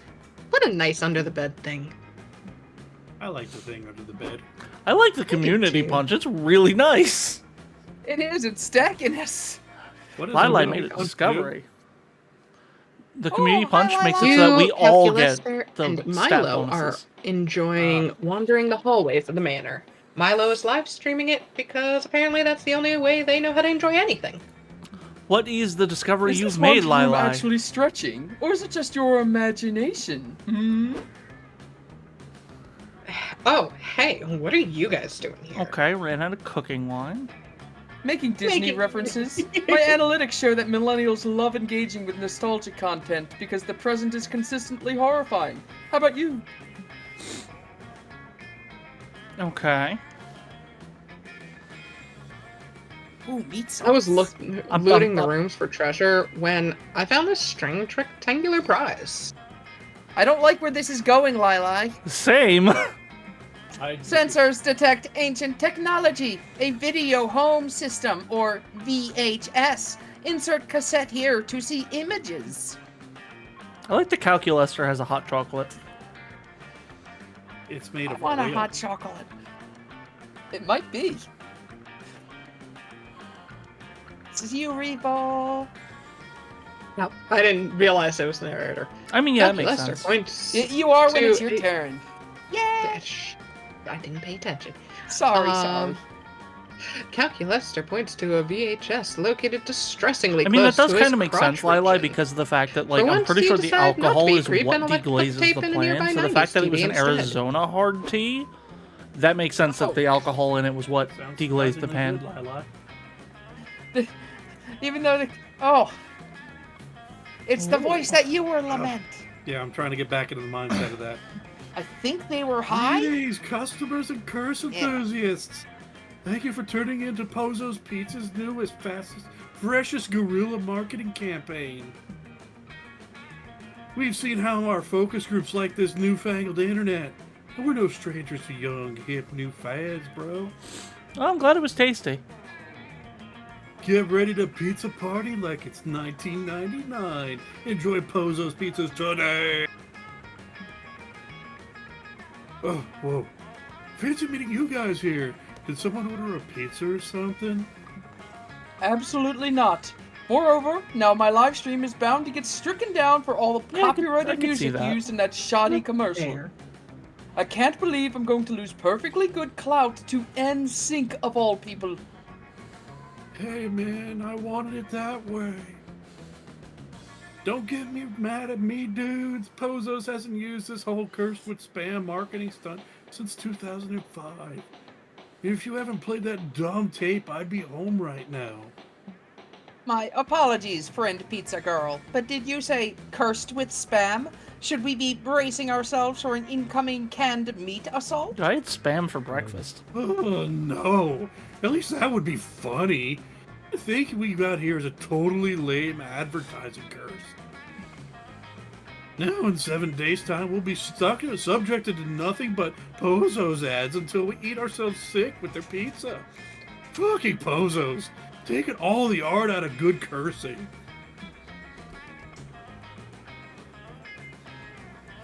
That's stupid. As a future food truck owner, I disagree with dooming customers to only consume advertisements for my food, especially now that it's happening to me. Yes, Aravi, as a present influencer, this is literally my waking nightmare. I don't even know which I hate more, invasive advertisements or pizza. If I can't shake this curse, my Instagram feed will be filled with nothing but disgusting imitations of Italian cuisine. My reputation will be in shambles. I think I'm going to... Oh no! Friend Milo, you appear to have fainted. Please regain consciousness immediately. Buy a hot pizza now! Convince 10 of your friends to buy a pizza, or we will murder your family. Oh. Uh-oh. No, the curse is already setting in. You need to fix this before you end up like the pizza girl. Or worse, you become too obsessed with pizza to focus on boinking your friends. Oh, Boinking. Escape from the pizza's reach by practicing deep meditation until you transcend the material plane. The pizza brand is annoying, but Milo is also a brand. Fight fire with fire by out-spamming them with tons of delicious Milo spam. That's a thing to Milo throw in spam? chat, Lili. There it is. I'll bonk you. Well. Now there's an idea I can get behind. Let's fight spam with spam, Revo. Yes, what a great plan that will have no future repercussions whatsoever. None. In order to Ever. apply boinking, I must first touch the Oh, no. Year Please 2077. touch Location: the shark tail. the wastelands of New York. New York. In a makeshift bunker underneath a fallen billboard advertising Milo Belladonna brand kidney transplants, an old army veteran is seen burning pizza parlor flyers for the warmth. Before, you could go 3, sometimes even 4 minutes without seeing a spam ad, says the veteran to his 2 wide-eyed children. But those days are long past. No one knows for sure how the spam wars began. Some say the conflict between Pozo's Pizza and Milo Belladonna had been brewing for centuries. And you didn't like it? Fuck yeah. Others claim that the war was all thanks to one horny motherfucker having a terrible idea to fight spam with spam, and everything spiraled out of control from then on. That sounds about right. Whatever the reason, the spam wars persisted, with pop-up ads for stuffed crust pizza fought only by a wave of YouTube mid-roll ads of Milo Belladonna pouring melted cheese on their naked chests. Society crumbled. You were either a Milover or a Postgeist. If you so much as mentioned a different pizza chain or internet influencer, you were publicly executed. Oh my god. Soldiers, surgeons, politicians, even former Vine stars. Oh god, our last bastion of hope fell prey to the predatory adware. Tom Sanders, no! Rest in peace, Not Vine. the Vine stars, the grandchildren cry forlornly. Yes, even them. I'm telling you this because this is what those dark times have brought us. Nothing but pain, ruin, and disgusting-ass pizza nobody even wanted to eat. You children cannot make the same mistakes as my elders did. Whatever you do, no matter how horny you are, never fight spam with spam. You would be better off dead. Oh shit, turns out your plan did have future repercussions. Damn, you hate it when that happens. But hey, hindsight's 20/20, except for the fact that none of this happened yet, so actually you're powerless to stop it. For now. Oops. 50 years from now, society will be in ruins. And also no one is going to want to follow Milo on Lament's Instagram. You smarts. really No, fucked you're this one up. bimbifying lament. You lose 2 smarts and -1 charm. No, it's not bimbification because the charm's also going down. Oh, fair enough. I'm just a dumbass. Also, I just want to point out that entire thing just creative, reminded me. dumbass. So, Cyberpunk Red, the TTRPG book, has advertisements in the book for in-game stuff. Yes. And I love it. Oh, Look how getting cute. splashed. You're in the lake, sunbathing. It's kind of relaxing, but hella boring. What's the issue? Have you lost your ability to have some fun unless you're playing video games or partying in wild raves? Ah, no, you see the problem now. You didn't put on sunscreen, but fun screen, which has fun protection factor of 50. Oh no. You wash the fun screen away with some water and put on some sunscreen. There you go. You prevent some sunburn and gain +2 fun. Hell yeah. What the fuck is that outfit? You're walking around the shore a little.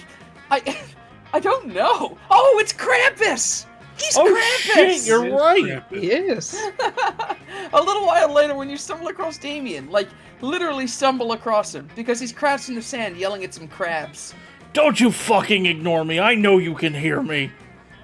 I mean, I don't technically know you can hear me. I'm not 100% sure hermit crabs have ears, but that's no excuse. Oh, hey, Grizz. Maybe you can help me out here. These hermit crabs have a fight club and I'm trying to join. You look where Damien is pointing, and sure enough, you see a circle of hermit crabs surrounding 2 beefy crab combatants. They're really going at it. These 2 are regulars. That's Sylvester Stallone on the left.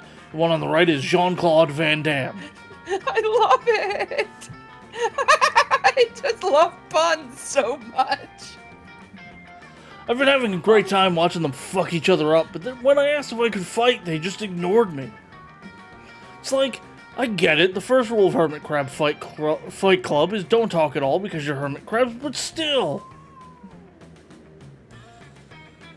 I have just as much right to join their club as anybody. I mean, what have they got that I haven't got? Claws? A hard, chitinous exoskeleton? A shell? Aw, fuck. That's the problem, isn't it? No shell. I bet if I had a shell, they'd let me join. Well, you know what? I'm gonna get a shell so sick, these crabs will shit themselves. Do crabs shit? Doesn't matter. My shell's gonna be so sick, it'll teach them to shit themselves, and then they'll do it. Griffin. I just need to figure out what to use as my shell. Any ideas? Oh, you've got an idea, all right. Listen to this stupid bullshit. Even the narrator is sick of your shit. Let's emotionally torment some poor bastard until he's an empty shell. Then you can wear him.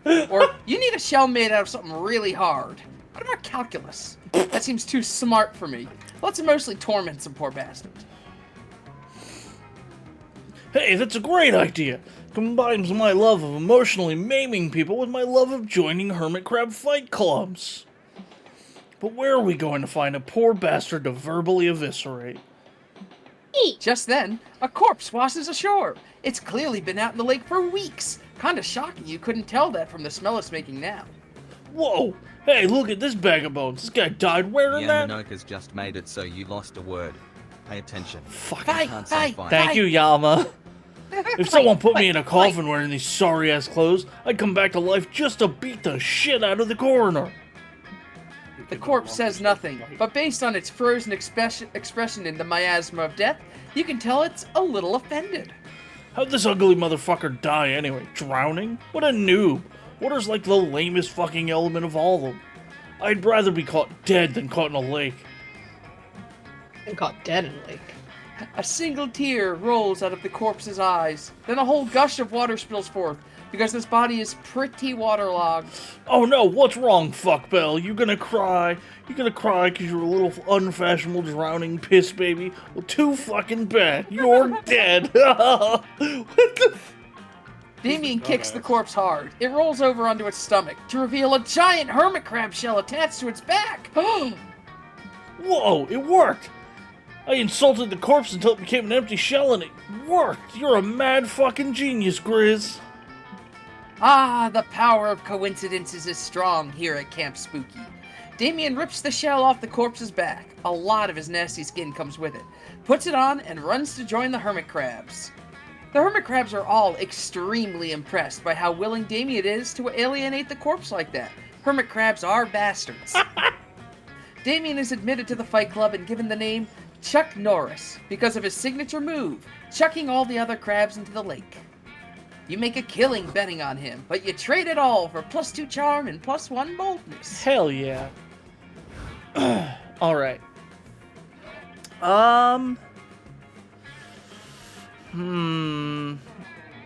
You could bring smarts to an even 10. I could. What's the other one? Charm? I could bring my Yep, smarts to John. an even -4. Yeah, you're not. I wanna Keep going down. I wanna try and help Lament be a little more charming. So that when he asks out his boo, it works. That day at the Camp Dome, you're doing some classic Battle Royale. Lots of fun and murder. You've cornered another player who begs you to spare her life. You decide to spare her, but you still shoot an arrow in her spleen. Little known fact, people store excess charm in there. She starts bleeding charm, so you take +2 charm and drink it. It refreshes you and makes your skin clearer.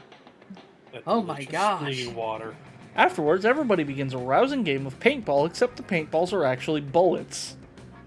You unfortunately were taken out of the game for being a conscientious objector. I don't know how to fucking read. Even more unfortunately, the two players you'd most like to hump are currently arguing behind a bullet-riddled paintball bunker. Don't tell me how to live my life. If I want to hold my gun this way when I shoot it, that's my business and no one else's. But holding it sideways completely defeats the purpose of lining up the sights of your shot. It's suboptimal. But when I hold it sideways, I look like a gangster. You're gonna look dead in a minute if you don't cover me right now. You wouldn't need to be covered if you didn't bring a fucking crossbow to a gun battle. Ain't all you want, Damien, but there's no disadvantage to shooting a crossbow sideways. At least, no more of a disadvantage than having brought a crossbow to the gunfight in the first place. Rad! Thanks, Hex. You accursed objects always have the best suggestions. No one is listening to you as conscientiously object to Damien swapping out his gun for Avari's bonus crossbow. Well, at least there's no way this could possibly get worse. My lovable himbo! Oh no! But there's always a way it could get better. Don't give up, guys. 4, 3, 2, 1. Crossbows are better than guns! Cut the chanting, mongrel. You're giving away our position. Why the fuck are you cheerleading anyway, Scott? We could use your guns in this gun battle. I decided to sit this game out. Partly because I'm not anybody's primary love interest right now, and therefore have no reasons to be in this hilariously dangerous situations. But also because I'd rather cheerlead. Guns aren't nice, but cheerleading is nice. So cheerleading your gun friends is nice.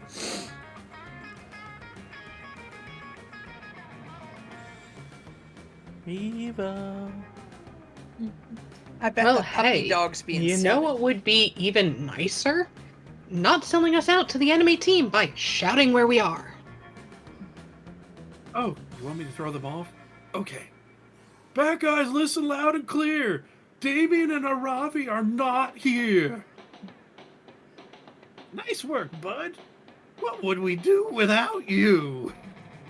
Hex may live for the chaos, but you'd rather Damien and Aravi not get shot? There's no way you're gonna talk Scott out of cheerleading once he's into it, but maybe there's a way to actually make him useful.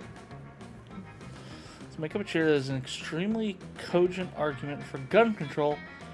Kevlar pom-poms, let's go! What incarnation are you talking about? Where are you gonna get Kevlar pom-poms?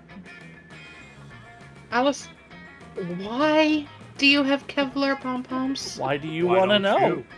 I can Look, picture there's it in no my time head. to She asked the first question, then he just pulled them out from behind your back. Like, Just, oh, these? What the fuck? Why? Look, there's no time to explain who did and who didn't happen to have a cheerleader kink and a Kevlar underwear kink at the same time right now. We weren't talking about that at all. You don't have to voice every thought you've ever had aloud, you know. But it helps. Did you hear, Alyss? She said we have no time to discuss this right now. Scott, get to cheering. Hooray, I'm helping! Go team, don't get shot. Drop that Kevlar like it's hot. hell yeah! Give me a K. Give me an E. Give me a Vlar. Kevlar team is an all-star.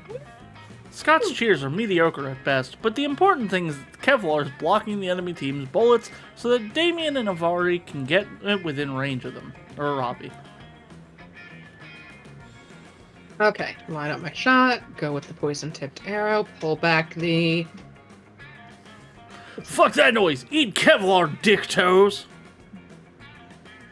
Damien successfully bashes in the enemy teammate's skull with a Kevlar bomb, which is surprisingly effective because they weigh like 30 pounds each.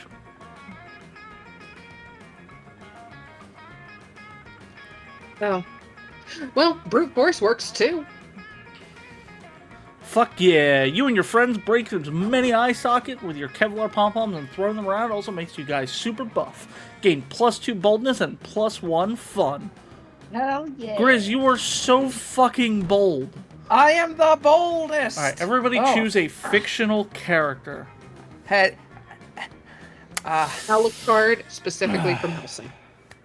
Does it have to be a fictional character from a book series, or can it be from a video game? I just think a as fictional long character. as we have a general idea of who it is, at least, because we're all gonna have to consider some sort of question. I'm going to choose Haru from 50% off, specifically. Okay, so y'all Which are Haru, fairly though? young. You all know Guybrush Haru. Threepwood. I know Guybrush Threepwood. Does anybody else know Guybrush Threepwood? That sounds He's from familiar. He's from Monkey Island. He can hold his breath for 5 minutes. Yep. He's a mighty pirate. That's Okay, it. that's why I know about him. I'm going with the bog standard. I choose Mario. Mario. Since I'm not sure if anybody knows him, I'm going with Master Chief. Okay. Mr. Chief. Player order is decided based on which character Alyss is the most similar to.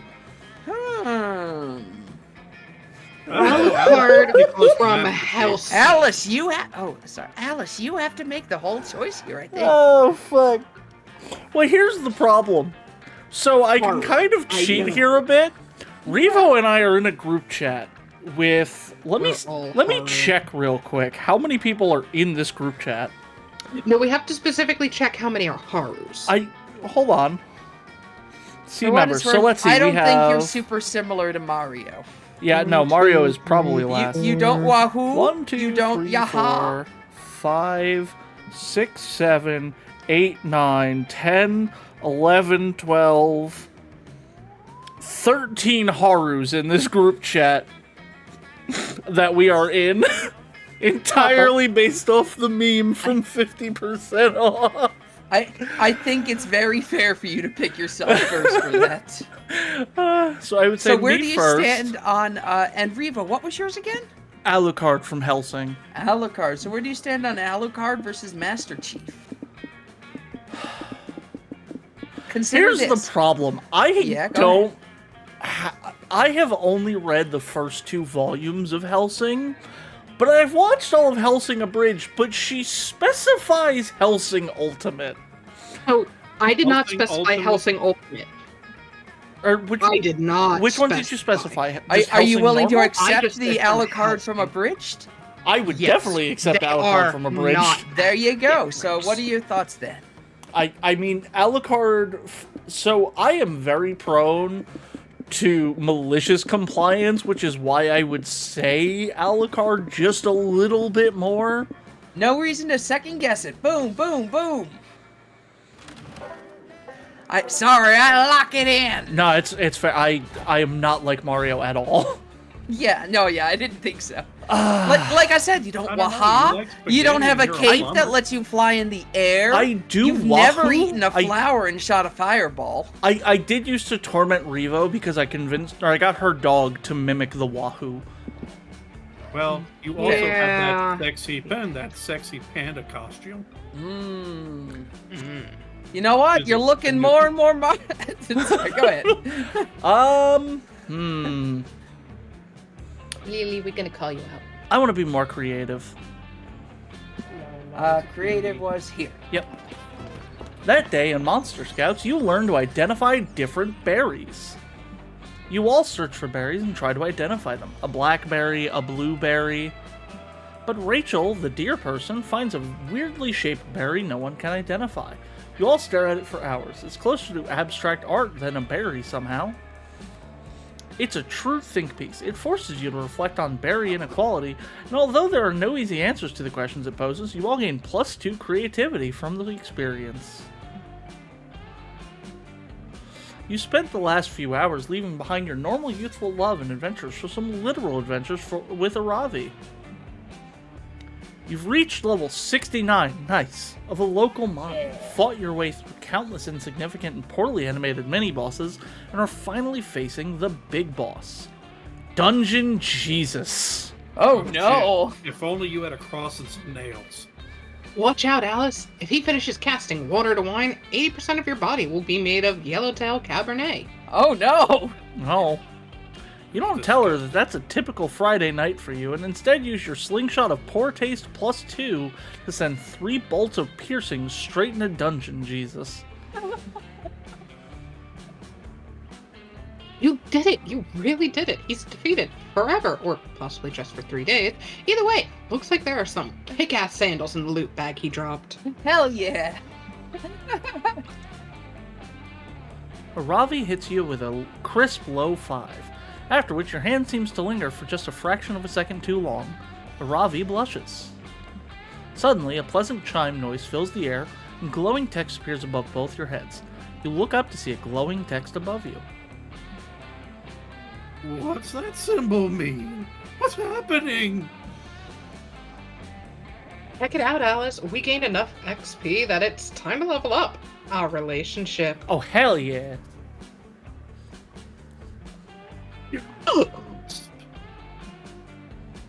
Looks like between crucifying Dungeon Jesus and the erotic hand touching, we're able to advance from enemies to friends all the way to will they, won't they? Even more gasp. And even better, now you get to unlock a new skill from your relationship skill tree. Which one are you going to pick? I love it. RPG elements. Same! This is so perfect for me. Oh man, choosing new skills is critical for a successful endgame. In this game of love, obviously, not an actual video game, that would be ridiculous, is no different. Time to pick a skill that is sure to impress a Ravi and take you from will they, won't they to, oh, they definitely will. Ability to craft cryptic personal inside jokes together or double jump.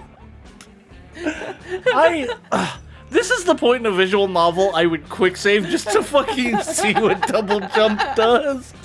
I love the inside jokes so much more though. So we're going inside jokes. Oh my god, yes! I love inside jokes! Nothing brings a group of people closer together than alienating everyone else around them. I'm gonna be in on the intro, right, guys? Like, I'm part of this, right? Right? Ravi looks you dead in the eye. Hey, Alyss, remember? Jimmy, Jimmy. You and Ravi laugh uproariously as Hex clutches their face in agony. Oh, poor Hex! Not it. Hex tries to fix themselves a snack to calm their nerves, but ends up dropping the plate. Just like April Fool's Day, when the joke was played on us, by us, but it didn't matter, because we ran away and... Next part you guys say in unison, like all the best inside jokes. There's no way to show that, so imagine. The Crab is too expensive anyway. You and Ravi spend the rest of the day together, going around the camp, forming wonderful new memories. But more importantly, shoving your wonderful old memories into the face of everyone who wasn't there for them.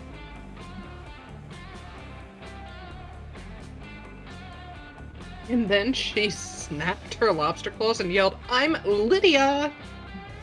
The two of you laugh hysterically. I'm watching corn and eating jousting banana yards. No one can tell if Ravi has gone insane and is just screaming random words, or if she's referencing something so personal, so intimate, so inside, that only the two of you could possibly understand the humor. Before too long, everyone else in the camp is thoroughly annoyed with all the shouting of random phrases and constant giggling. This is perfect because it just means more Aravia for you.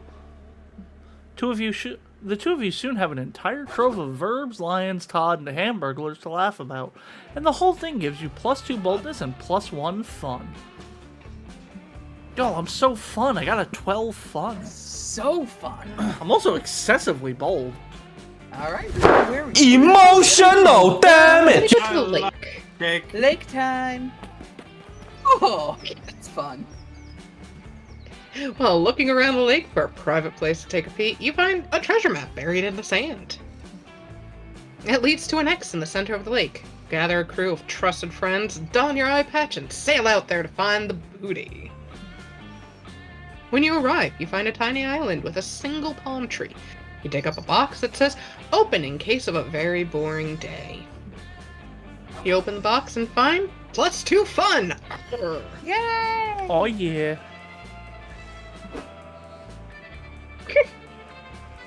Oh no! Calcaster's installing some new solar panels on his back so he can sunbathe. Milo is doing their part for the environment by decorating the panels with gold leaf. Oh, hello there, Revo. Squandering precious minutes of your life wandering by the lake? I am just in love with your joie de vivre. I too am happy to see you. You can tell because of the facial expression I am simulating. Say, Revo, care for a swim? Cal can't go because he would completely cease to function if he swam for even a moment, but I'm dying for a little pleasant midday wetness. Wait, friend Milo. Before engaging in any wetness-related activities, please check the warning flag on the lifeguard booth. Today is... turquoise? I love it! The color of magic, spirituality, and taking baths with your friends. No, this isn't right. This is not one of the standard lifeguard flags. Its meaning is ambiguous. A green flag means it's okay to swim. A yellow flag means that you may swim, but you must be careful. And a red flag, of course, means you should not attempt to date the lake. That sounds about right. We'll just see about that, you think to yourself. But I find this turquoise flag both mysterious and threatening. We must query the lifeguards to discover its meaning. Here they are. You're gonna need the pizza delivery's voice for this guy, for sure. Alright. The lifeguards. Whoa, Wanda, I think that's us. Oh, yeah? Yeah. No, I'm stealing it. You Unless got it. you It's really all want you. it. It's you. Go for it, Grizzy. Yeah. I realize I'm talking a lot, but I like her. I was wondering why I had on this red swimsuit.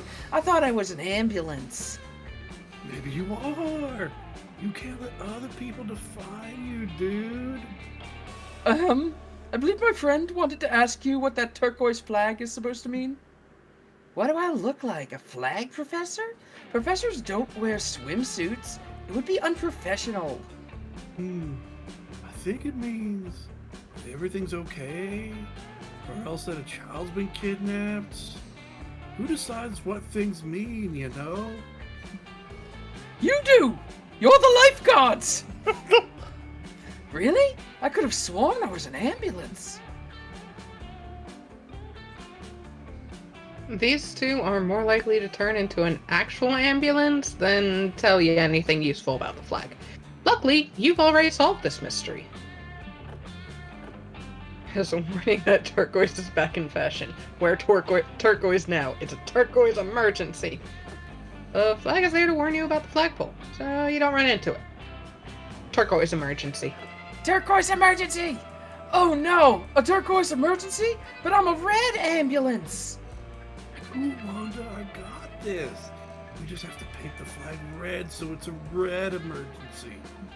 But I'm not painted red! I'm just wearing a red swimsuit!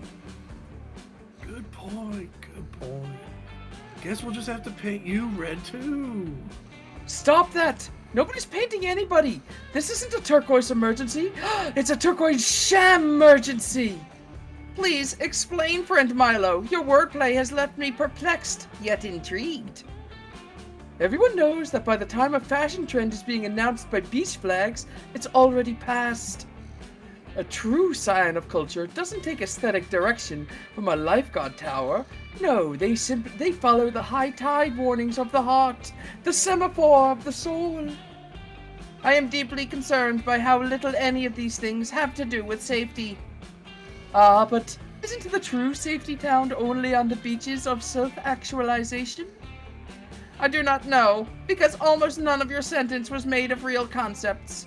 Also, I looked up the turquoise flag in the Lifeguard's Auxiliary Guide. It turns out it actually means, oh no, seagull attack.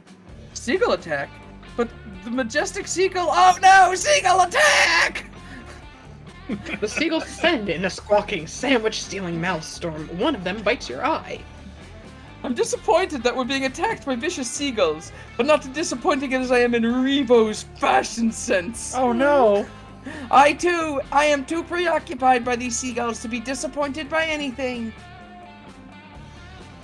Later, while recovering from your seagull-inflicted wounds in the infirmary, you learn that almost every lifeguard flag color means, oh no, seagull attack. Should've guessed that. You lose. Too fun, too smart. Oh.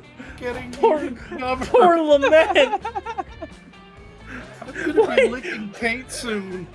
Why is everyone just putting a bat to his head? It's poor man is okay. You damaged just enough. sit there and watch the TV. Go to the woods. I need smarts. While Aw, hiking in the that's woods, nice. you're approached by an NPC who has a quest for you.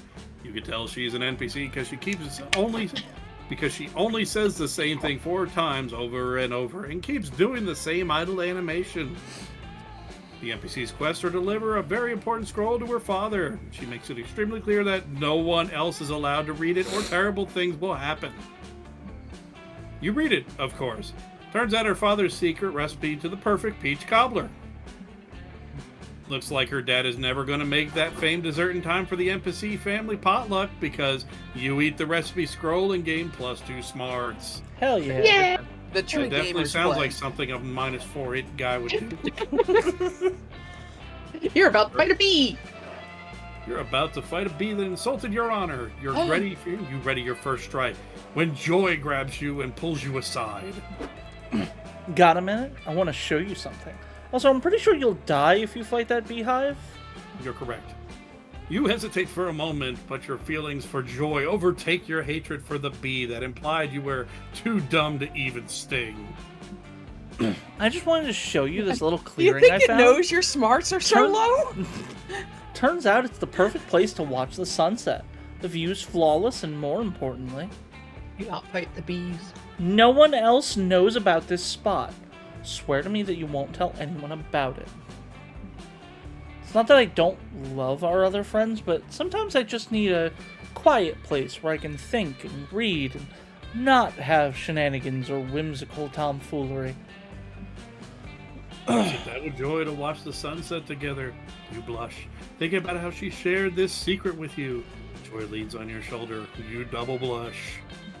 Listen, Big Daddy, there's something I want you to know.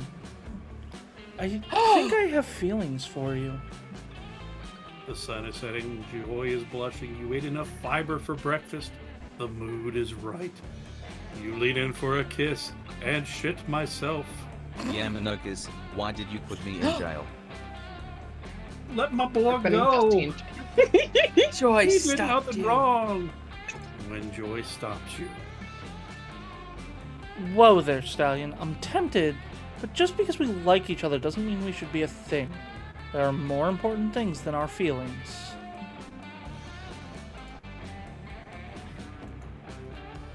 Like how our love story will affect the Coven story arc for the season.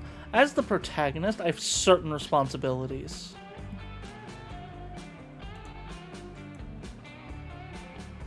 I know you know this, but critics can interpret this kind of love arc as filler. Even the most moving love stories can be written off as excuses to attract a bigger audience. And don't get me wrong, I'm not trying to please the critics. It's our adventure. But I can't help but think about it a little. Let's say we end up having a love arc together. What would make it interesting? What's the hook? You've been busy chasing after love interest all summer, but you've never reflected on how good of a love interest you'd be yourself. Hey, stop with the self-introspection. Any ideas, Big Daddy? How can we get the audience to see you the way I do? Summon a version of yourself from another timeline to make the horniest, most confusing love triangle ever. Or go for the classic drama of love versus family. Convince this season's big bad to adopt you as their child. Ooh. The most confusing love triangle ever.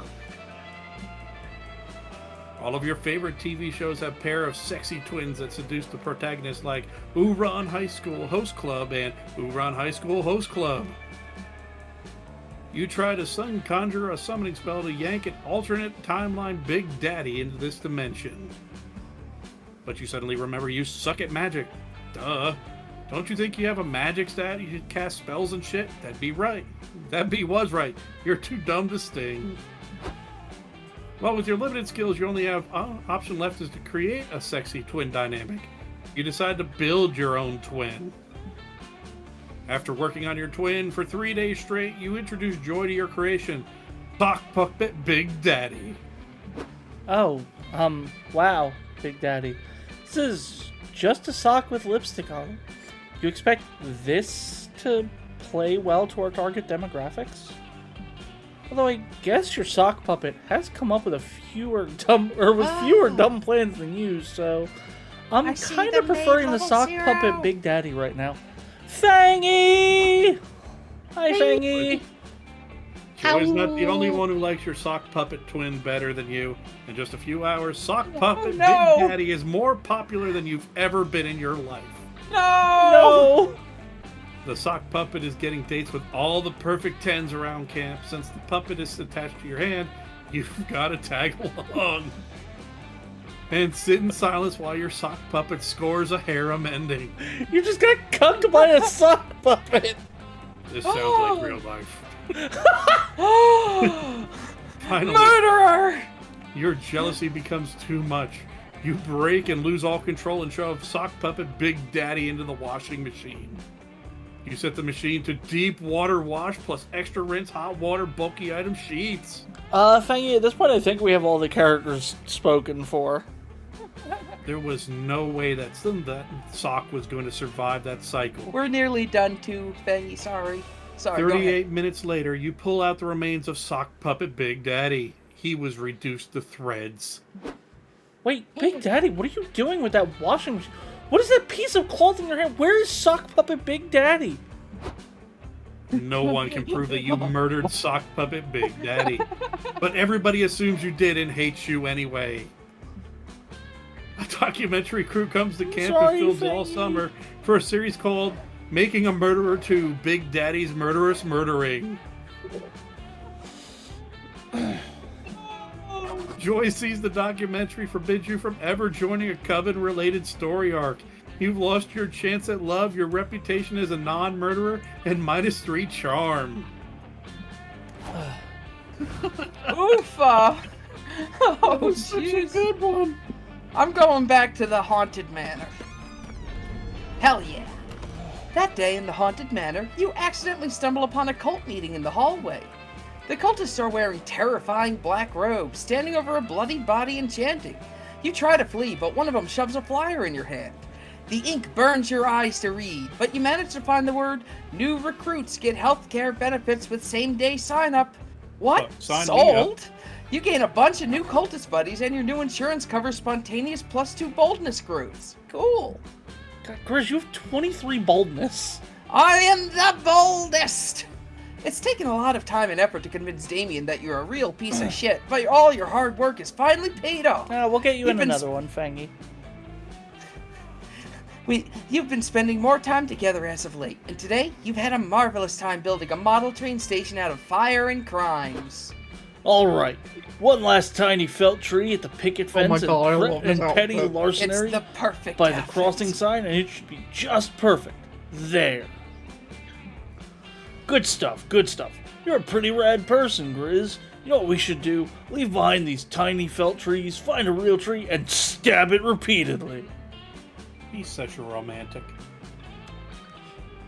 But hear me out. Here's how we're gonna level our boreal assault up in a way no one has ever heard of or participated in before. We stab it over and over until both our names are carved into it. So sweet!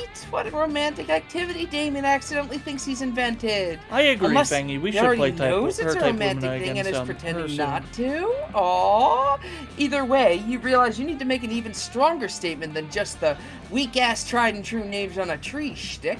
Especially since your name happens to be too short, and/or long, and/or vulgar, and/or boring, and/or common, and/or unique. The fuck do I know about what name you chose to carve into a tree?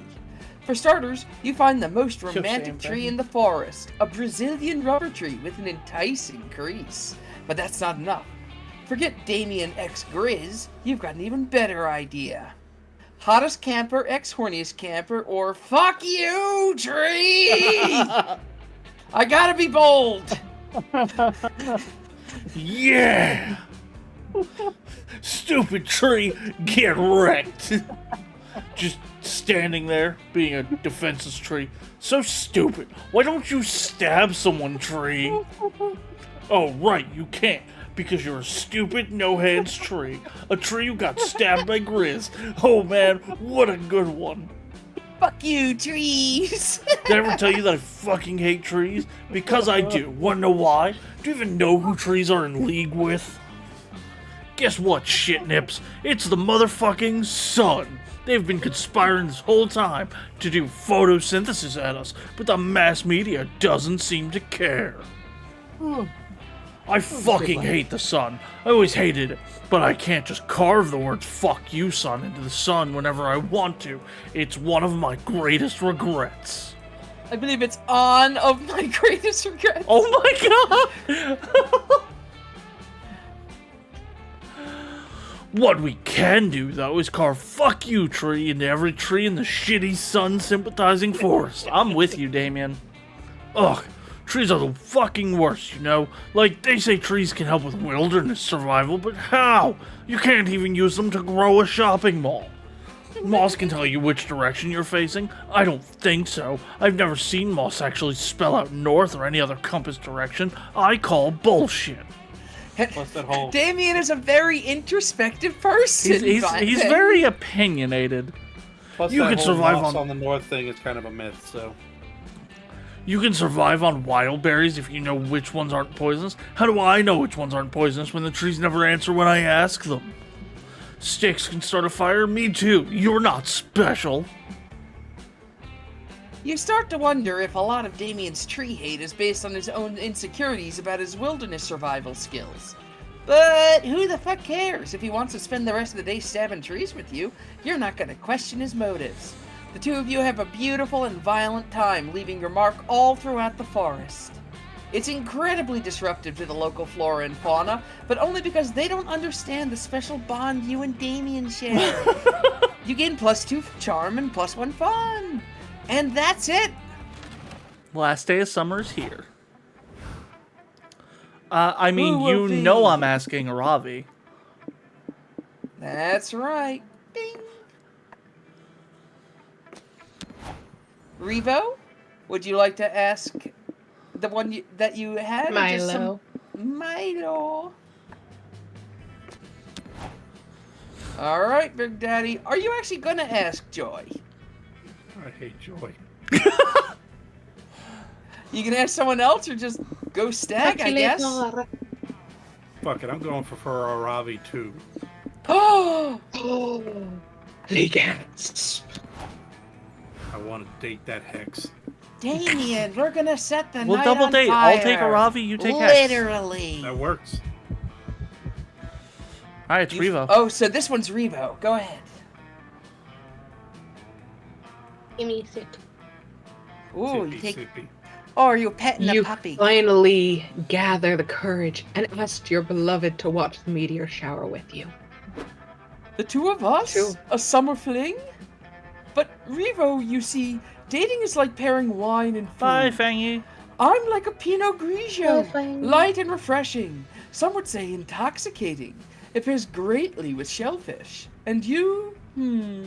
Are you shellfish? I don't know. Aren't you more like maybe a corn dog?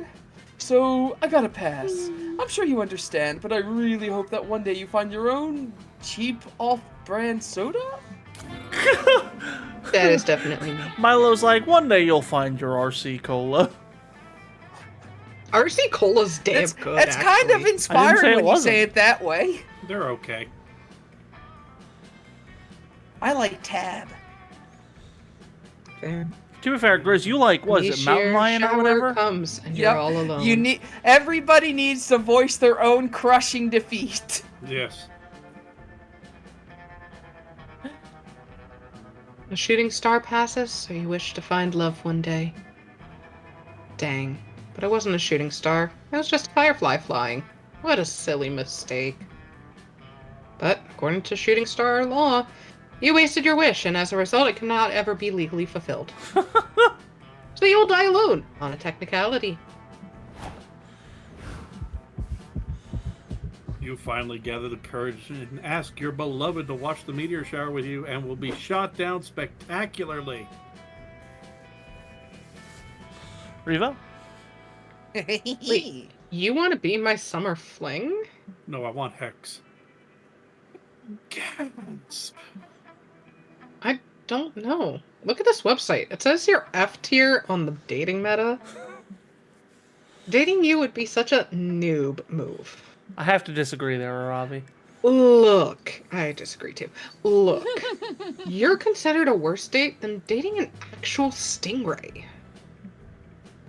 I totally dated an actual stingray. Yeah, I wouldn't date either. I've got to be strategic if I want to win at dating. You two can fight to see who gets to date the actual stingray. Deal. Oh my god, you're dead. Oh man, that was hard to watch. You got dumped by your summer crush. You're so thoroughly and tragically dumped, the Merriam-Webster dictionary redefines being dumped as being big daddied. Right next to that word is a picture of you sobbing into your ramen noodles. Wait, is this real life? You finally gathered the courage to ask your beloved to watch the meteor shower with you.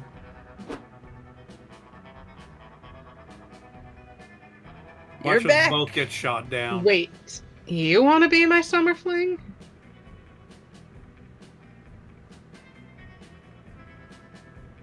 Lament, Whoa. I know it's just the word, but we crave your voice acting. Like, dating? Okay.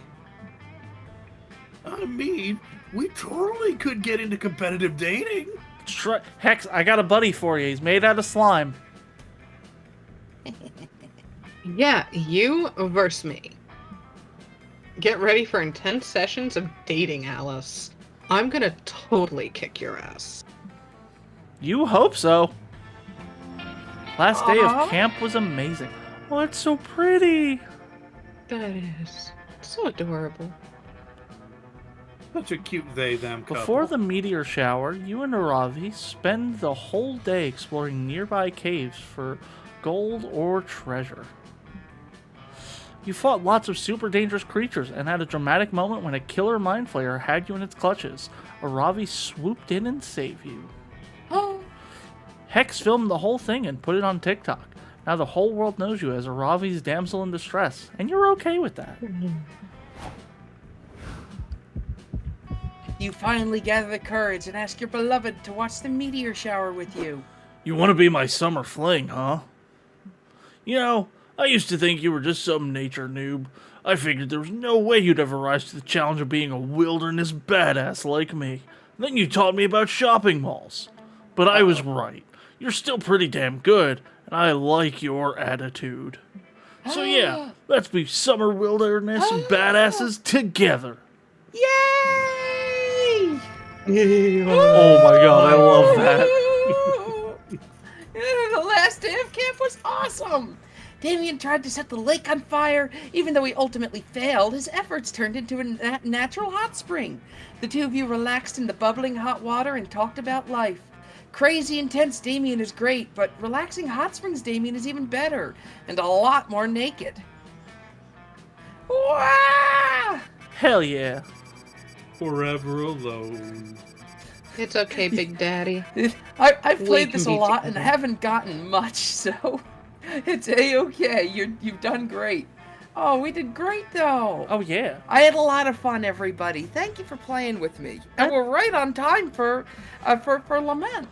Yeah. Yep, I can actually go take a shower before I go to work. But first, you must enjoy the finale. Before we knew it, those weeks were gone. It felt like a hot minute, and it felt like an entire lifetime. That night, as we saw summer coming to an end, we all wondered what would come next for us. It felt like the end of something big.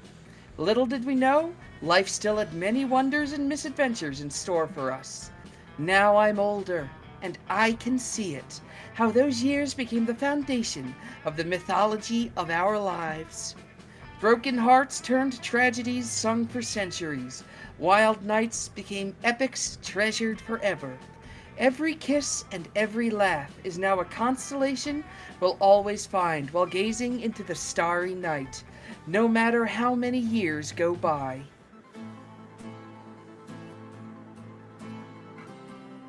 Even today, I can close my eyes and I'm still there on that last summer night, feeling like I was just starting to live life.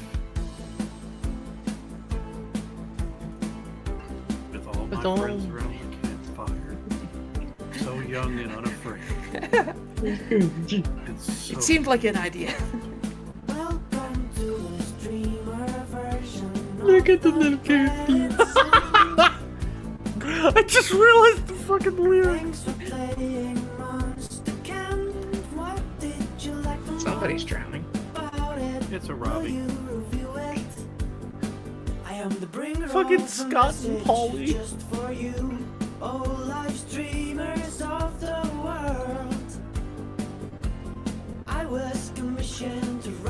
It could have been me. Could have been.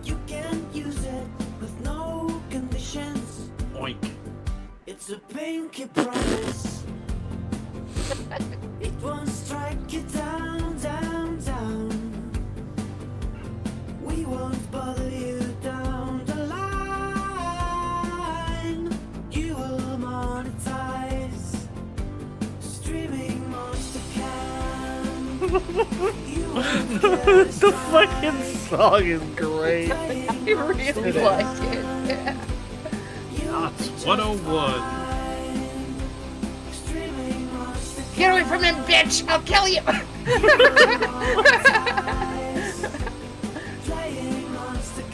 There's like, bitch, that's not even the right fucking red protagonist. Oh my god, the gunfight.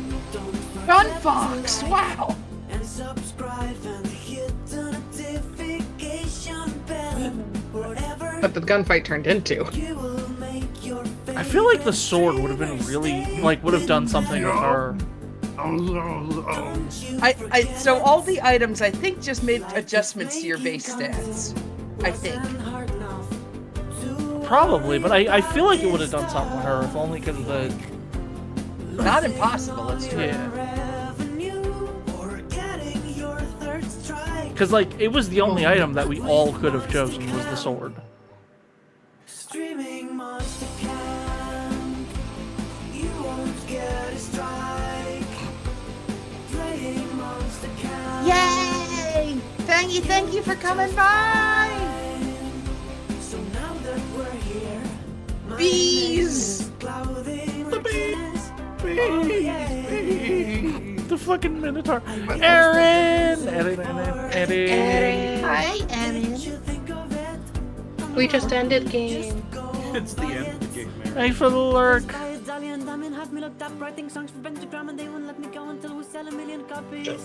Streaming I didn't hear anything. I never heard anything. playing monster can. You'll be just fine. Say goodbye to the My defense of my appreciation of joy is that I always appreciate a straight man in a comic situation. streaming monster can. You'll To be fair, like, The only deal breaker on a date I've ever put out is cannot date a vegan. You know what? That's a fair concern. Woo! I've unlocked the All Brain. All Bryans. Delicious. Oops, All Bryans. Delicious. And love-hate excellent. relationship with Damien because he Outstanding. always follows me around. That was a lot of fun. Oh, it was a lot of fun. I'd love to do this again someday, and I mean, it'd probably be another 2 hours if we wanted to do it again, like after Lament is gone. So that's up to you two. Nah, Yeah, I unfortunately have to start yeah, ending no, stream. no, me either. Yeah. Robot cutie is so Do wholesome. it. No, Look, but I would absolutely want to do this again someday. I love doing hot tub streams, and this is my hot tub stream game. hell yeah. And again, I say this. So Monster Camp's my favorite. Monster Road Trip is out, and I own it, and it's a different type of game, for I sure. also have Monster Road Trip. Well, we'll have to do that So- one next yeah. at some point. Ooh, I got a follow. Thank you, Aaron. Hell yeah. Well, let Everyone- me get y'all's opinions. So Everyone, make sure you're I- following all the people in the... I was thinking about making my followers anonymous. It would still show Morbius, but it wouldn't show the name. because I've seen a couple streamers doing that, and I'm beginning to think that it is maybe there are people who don't want to be brought attention to and still just follow. I mean, maybe. But you know what? How would we call them out and make them uncomfortable otherwise? I mean, you can still Exactly. do that because as the streamer, you can see their name. As the streamer, you could still absolutely call them out. Which I will at every opportunity. There you go. MVP. Oh, and thank you for the stretch. All right. All right, well, I'm gonna get, yeah, I'm gonna I'll get ready for work. I'll Yep, I release need him. everybody from the binding grip that I formed upon you. Thank you very much for hanging out with me again. And next week we'll be back with Stellaris, I think. Yeah. Probably. Yeah, long as we can Yoshi's see back. if we can get out of whatever the fuck we were in. Unless, of course, Hell. unless, of course, Yoshi wants to play Monster Camp. Thank you for Listen. allowing me to join you all today.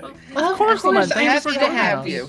And thank you for cutting it so close before you got to go to work. Oh yeah. And chat, thank you for tuning in. Have a good night. Excellent. Night Good night. night. All right, I'm We gonna start. absolutely did the right thing starting a little early, though, because we 100%. would not Yes. have made it. All right, I'm going back to my chat screen and I'm gonna hop out of chat. I'll talk to y'all later. Talk to you later. Yeah, bye I'm gonna bye. start raiding out. Chat, thank you so much for hanging out. Thursday is going to be Digimon Thursday because we got the new chapter of Liberators, I believe. Let me check on that. Oh, fuck, my tab for that closed. And then Friday, I gotta figure out what I'm doing. Friday depends on if Wilds wants to work or not. Bye. Oh, you're leaving? Nope, she dipped out. I was gonna see if she had anything she wanted to tell chat, but she decided to leave. All right, yeah. So Thursday's gonna be Digimon. We're gonna read Liberators, and then we're gonna play some Digimon World 2. Chat, don't forget tomorrow is the new YouTube video, so make sure you are following me on YouTube. Tomorrow's video is about the Olympus 12, so make sure you are following for that. And yeah, so thank everybody so much for watching. It's been an absolute riot, and I will see you all. I'll see you all in the Discord. I'll see you all Thursday. And yeah, I'll talk to y'all later. Bye.